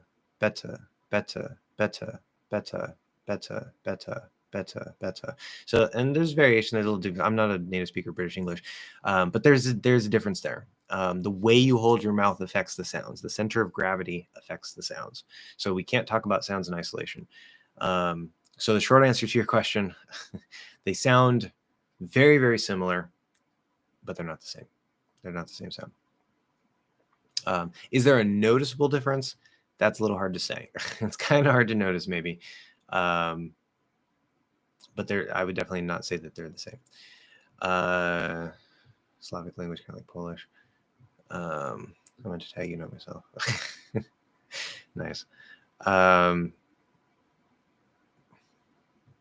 I like that indirect answer. What's your native language? It's a Slavic language like Polish. Yeah. Not gonna say what it is though. Anyway, that's fine. Thought it'd be something more mainstream. Who's to say what's mainstream? It would be an amazing comparison because, as far as I've seen, he can do both. Maybe. Maybe give an example which they would definitely be seen as different sounds. Well, we can make a minimal pair. One of the words, either the Spanish word or the English word, probably wouldn't be a real word. If we used, let's use, well, see, because even then in English, we're using the sound eh for the vowel, and in Spanish, they don't have that sound. They have eh. So even that's going to be a little bit off. But if we ignore that, again, my Spanish mouth posture is not cemented on command. But if I just try to reproduce the sounds themselves, let's do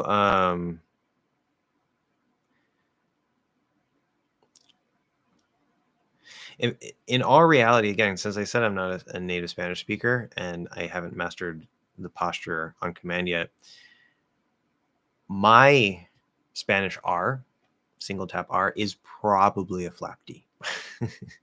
It's probably just a flap D. I do that in Japanese too, even though I know it's wrong. And it's not necessarily a flap D, but it's kind of more of a flap. If I don't start with a D. So if I say like, I don't even know, whatever, it doesn't matter. Point is, let me just try to say, I'll say the word pero, but I'll say it in, I'll try to say it in a Spanish sounding way and an English sounding way. How about that? So if I say like, pero, okay. Pero. So immediately I'm trying to drop into e to make it sound more English. Let me try to isolate just that tap. Pero.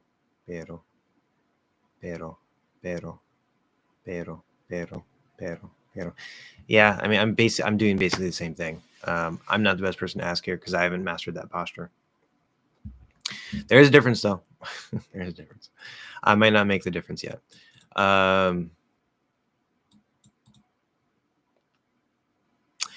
Do you turn the R in the phrase, how long are you going to stay here, into a schwa, or you're likely to drop it in fast speech? Maybe, oh, long you. I heard a teacher using that phrase in a lesson, and I couldn't catch what happened with the R. It would make sense if he used long you or long ya, I guess, but he didn't make that. He used a clear U. Yeah, so remember, U often reduces to ya. It doesn't have to. And again, if you constantly don't reduce it, you keep saying you, it's going to stand out. That's why the reduction is important, but it can always potentially come out as you, even if you're not emphasizing it.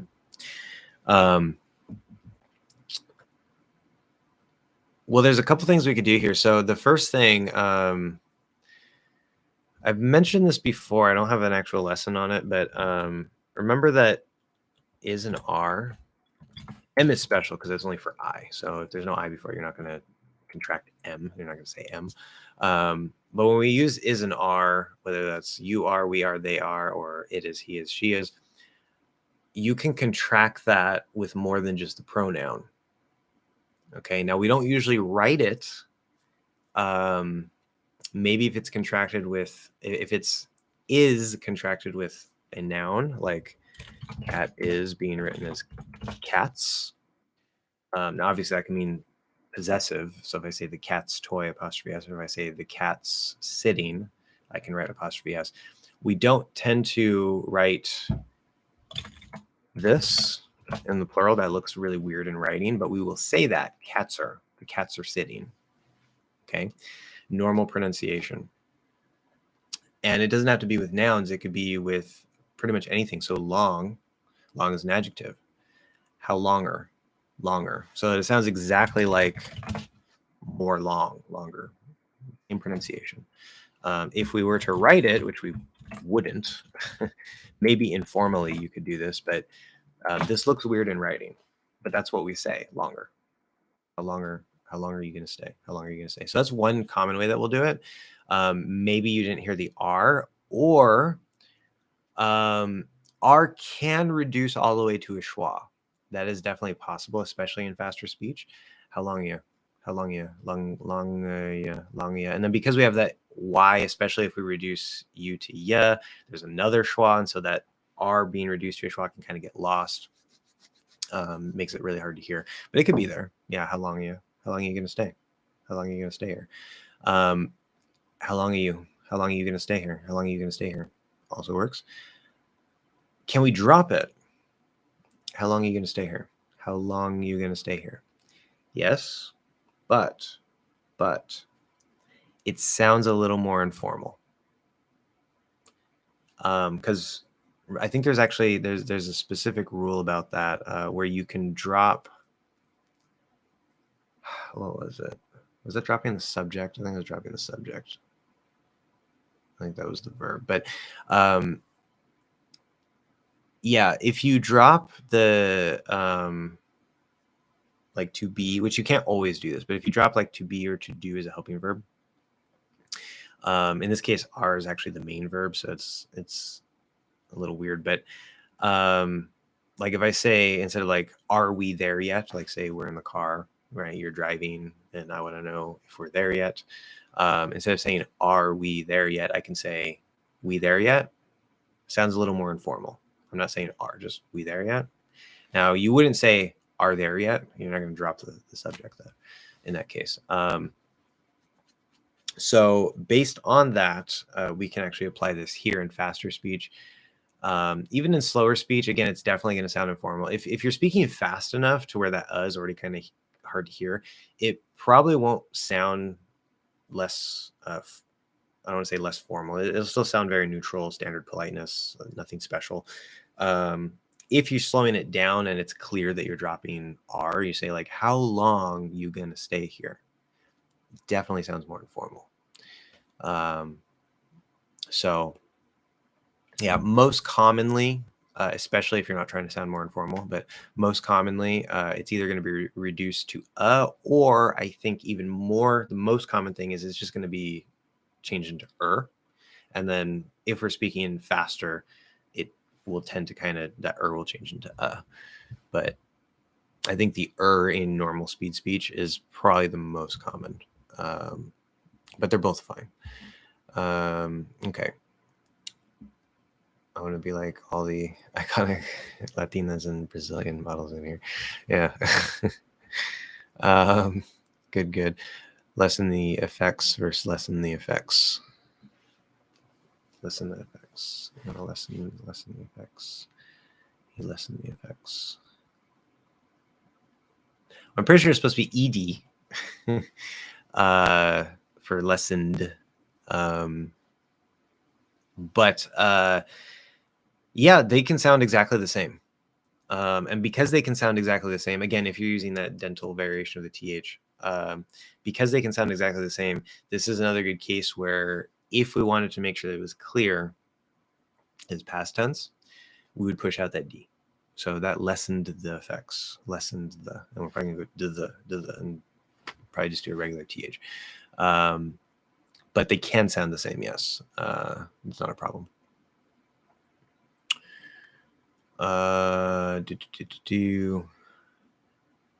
Best thing ever? Yeah, best thing ever, exactly. Yeah, best thing ever. Why would you drop the TH sound there? It's so easy to make even in fast speech. Because that is that's a thing that happens between the S and the voiceless TH linking. It doesn't have to happen. You can say best thing, just slide the tongue into the TH, or even slide it into that dental, best thing. All of these are very, very common. There's no one right answer here. You can say best thing. Sounds a little clearer. It's a common thing to do. It's not a problem, but definitely in clear enunciated speech, that's what you would probably do. Best thing. Push out that dental T. Very common. Or that S can overtake a voiceless TH at the start of the next word. That's a linking rule. Best thing. Okay. Now that you want to be speaking fast enough to do. Doesn't have to be super fast, but you want to be on the faster end of normal. If you say that's the best thing ever, sounds weird. So there is a certain amount of speed to that transition, but again, linking, all right, not all linking rules need enough speed, but some linking rules are on the faster end. And then of course we know really fast speech sort of starts breaking things even more. So and how do you describe the cut vowel? Since that's the question. By the way, what's the difference between R and R? That would include or too, but it feels wrong. Maybe they all can and might don't go together. They're both modal verbs. Maybe they all can, or maybe they all might come out as the same. And there's a little different meaning there. But Okay, so go watch the lesson. I have a lesson on the ah sound, and that's when I talk about the cut merger. So the really quick, the for those of you who don't know, there's something called the cut merger, which I've talked about many times. The unmerged, the traditional thing, is two sounds. There's ah, which is a little farther forward, uses the middle of the tongue. It's kind of below I think it's even below, well, not necessarily below. Yeah, it's probably below even the upside down V. But it's like in hot. I can't even do that. Hot, something like that. I have the merger, so it's hard for me to do on command. And then there's another sound back up here where the lips kind of come out rounded a little bit. Oh, right? So I say on, or something like that. And then there's the merger. The merger is where this sound basically comes down here. The lips go away. This sound moves back here. As far as IPA is concerned, it keeps this IPA symbol and moves it back here. So now we have one sound on the back of the tongue, low in the back of the tongue. So we take the height of this sound and the backness of this sound. So we get here, again, the lips go away. There's no more rounding. Ah, okay. That's the cot merger. And notice I'm saying cot. If you don't have the merger, you would say cot, something like that. But I say cot. They're the same because it's the merger. There's a couple special things that happen, like for things that would use or, like or, right? Whether it's the word or, more, whatever. Notice I'm saying or, not or. Okay, it's O plus R. It's an R colored O instead of an R colored aw because I don't have aw, but I have O. So it becomes or. So some things shift up. Most things don't shift down because R is already an R colored vowel, whether you have the merger or not. So most things that are R colored, or if it's the oi, instead of oi, it's oi. So it's O plus I instead of aw plus I, oi. So it changes the diphthong to lawyer instead of lawyer. So a couple things move up to O for the R colored or for the diphthong. Pretty much everything else moves down into ah, and then it just sounds the same. So you have one vowel to learn instead of two. I recommend that because it's easier. It's the way I speak, so you can mimic after me. But also, the cot merger over the last 40, 50 years or so has slowly been moving across the country. It's becoming the default American pronunciation. There are still plenty of people who don't have the merger, especially more on the East Coast and up in the New York area. But more and more people, it's the cot merger is becoming the default American pronunciation, regardless of your region, except maybe again the South. That's its own little thing. Own big little thing, yeah. Anyway, so what you wrote here, A-R-E and letter R. Okay, so I think you're talking about the difference between this. I would transcribe it as that because it's we get an R colored ah, R. Okay, that's how we pronounce the word R. Or car, star, barn, etc., etc. Then when you write the letter R by itself, because notice it's called the letter R, that's why this is a little confusing. It's the name of the letter. We use A plus R for the name of the letter. But I think you mean this, which would be the sound just the R by itself. Okay. Now there's the vowel and the consonant. Some speakers do make them slightly differently. You don't have to. The only real difference is that the vowel is relatively slightly longer. So if I say run, that's the R consonant. It's run. If I were to use the vowel there, it would be run. It's not quite right. So it's relatively a little bit longer. Has nothing to do with the syllable length. It's just compared to the consonant. It's going to be a little longer. You can produce the sound exactly the same. It doesn't matter. So there's the vowel, and then there's the R colored vowels. R, let me actually go in order here. I have lessons on all this. Ear or air, where you do E or I and blend it with doesn't matter. They're both very common. There's air, so plus which can also become air with the R colored diphthong A. You never have to do that. It doesn't matter. Some speakers still use R colored A. I don't. It sounds weird. You don't have to do that. You'll sound perfectly normal and neutral if you never use it. Like marry, it becomes Mary. So it just moves up to the E. Then there's the R, where we use A plus R. And then there's or. So there's really just four, right? There's ear or air, basically the same thing. There's air, R, or. That's it. Okay, nice and simple.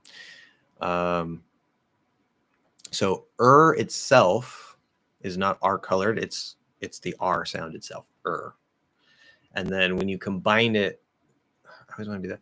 It's a common mistake. When you combine it with ear, air, R, so E, A, or O, it colors those vowel sounds, and you get a diphthong between that vowel sound starting position and the ending position.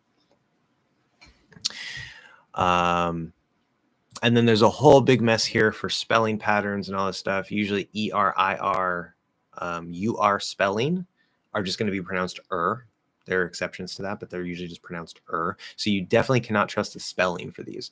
OR, if it's stressed, it'll always be pronounced, well, I can't say always, but probably always, it'll be pronounced or. But if it's unstressed or reduced, like if I say this or that, or, but if I say this or that. So an unstressed OR, if you see OR and it's not stressed, it usually will almost always get reduced to so you cannot trust the spelling here. This is an extra nightmare between sounds and spelling. You really got to separate those out more than normal. So y'all with the okay. Nice. I kind of don't even want to say it. I feel like I might get demonetized.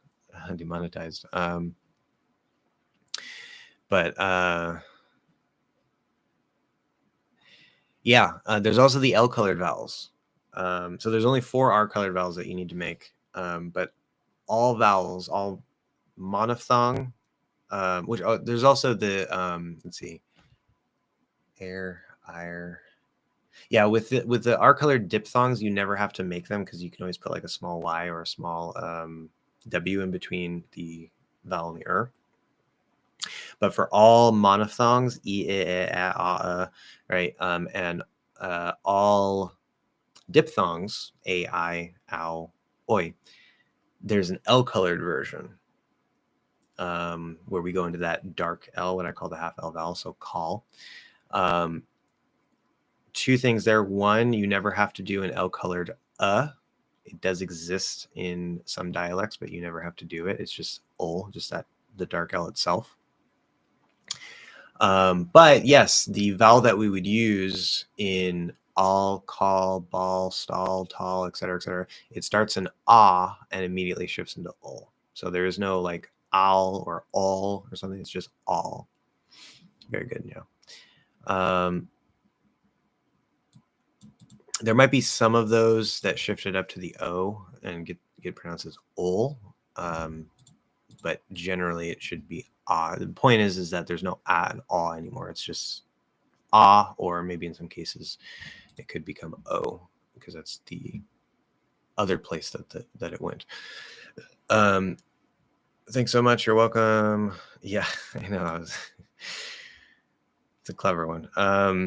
Yeah, we're pretty much out of time here. Good, we're finishing up. Can you cut? You're welcome. No, I want to say like nosredna. Like it's like kind of Russian or something. Nosredna. Anyway, can you cut the ow diphthong in how old are? So it's kind of like how old? Yeah, you can do that. Remember, how is a super common word, and especially in questions like this. it has a little more leeway for sure. How old are you? How old are you? How old? It kind of just becomes one thing. How old? How old? How old? So yeah. You said huh doesn't have to be nasal. How come? Well, I didn't say that it doesn't have to be nasal. I said that it shouldn't be nasal, but it can be kind of nasal. We don't say huh. That would be nasal. Like it can come out that way maybe, but it's supposed to be huh through the mouth. Huh. That's more through the nose. I thought it had to be pretty nasal opposed to and fun, which is nasal because of convenience interference. Well, also be careful. The and fun is not nasal. It's partially nasal. If you make it nasal, which Finn, if I remember right, I don't completely remember. I think you're a Portuguese speaker, maybe.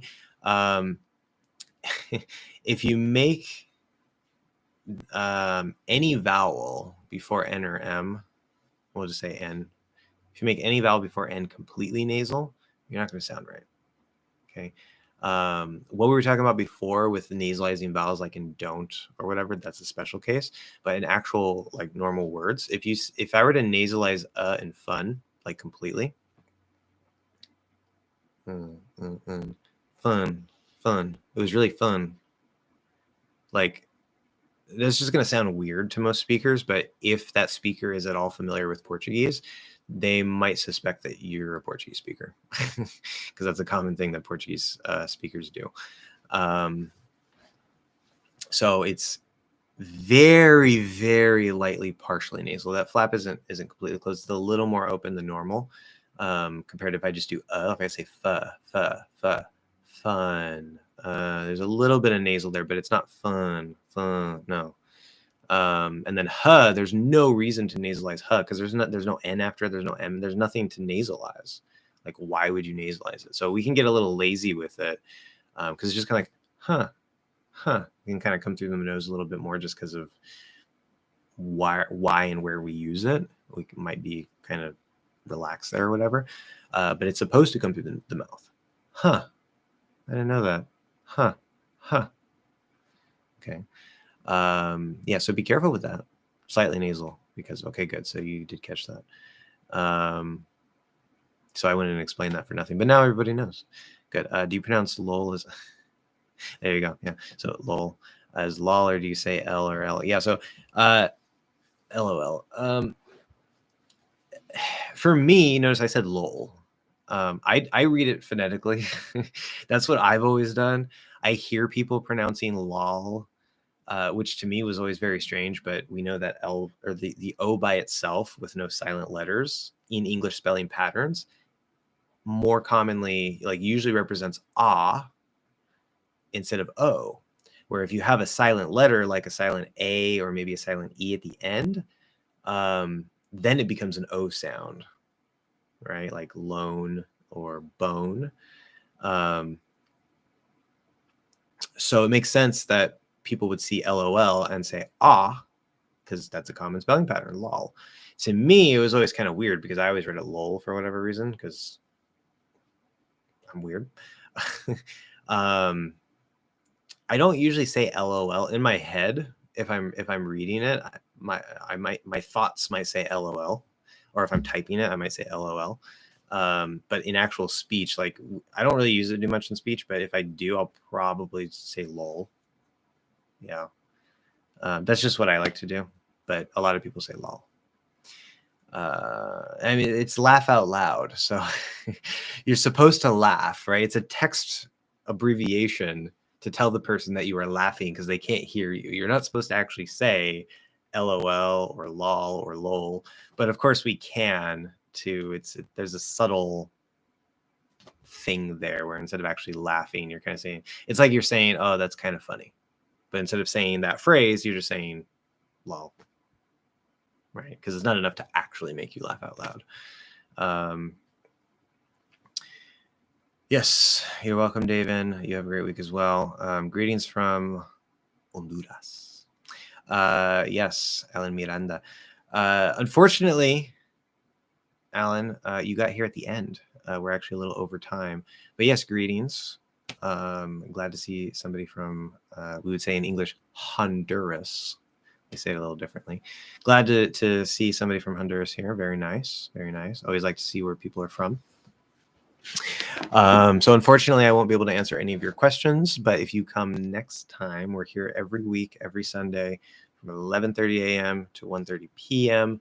For those of you on 24-hour time, that should be 13:30, I guess.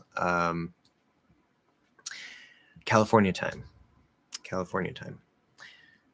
So if that doesn't work for you, unfortunately, this is what I got right now. I have lots of other things to do. So it is what it is. But hopefully I can see you next week if you can be here and I can answer your questions. Thanks everybody for coming. And anything else to mention before I go? Working on the book. Starting to try to work on the book. I can already tell the verb to be is going to give me a gigantic headache. But I also have already discovered that there might be a connection deep, deep, deep underground between be and have. So that might be interesting. May not be relevant or useful, but it'll be interesting. And I'm hoping to publish a new video tomorrow about the arc, the syllable arc, whether it's stressed or unstressed, which is going to be a prelude lesson to the next lesson, which is about eating vowels and smoothing out your rhythm.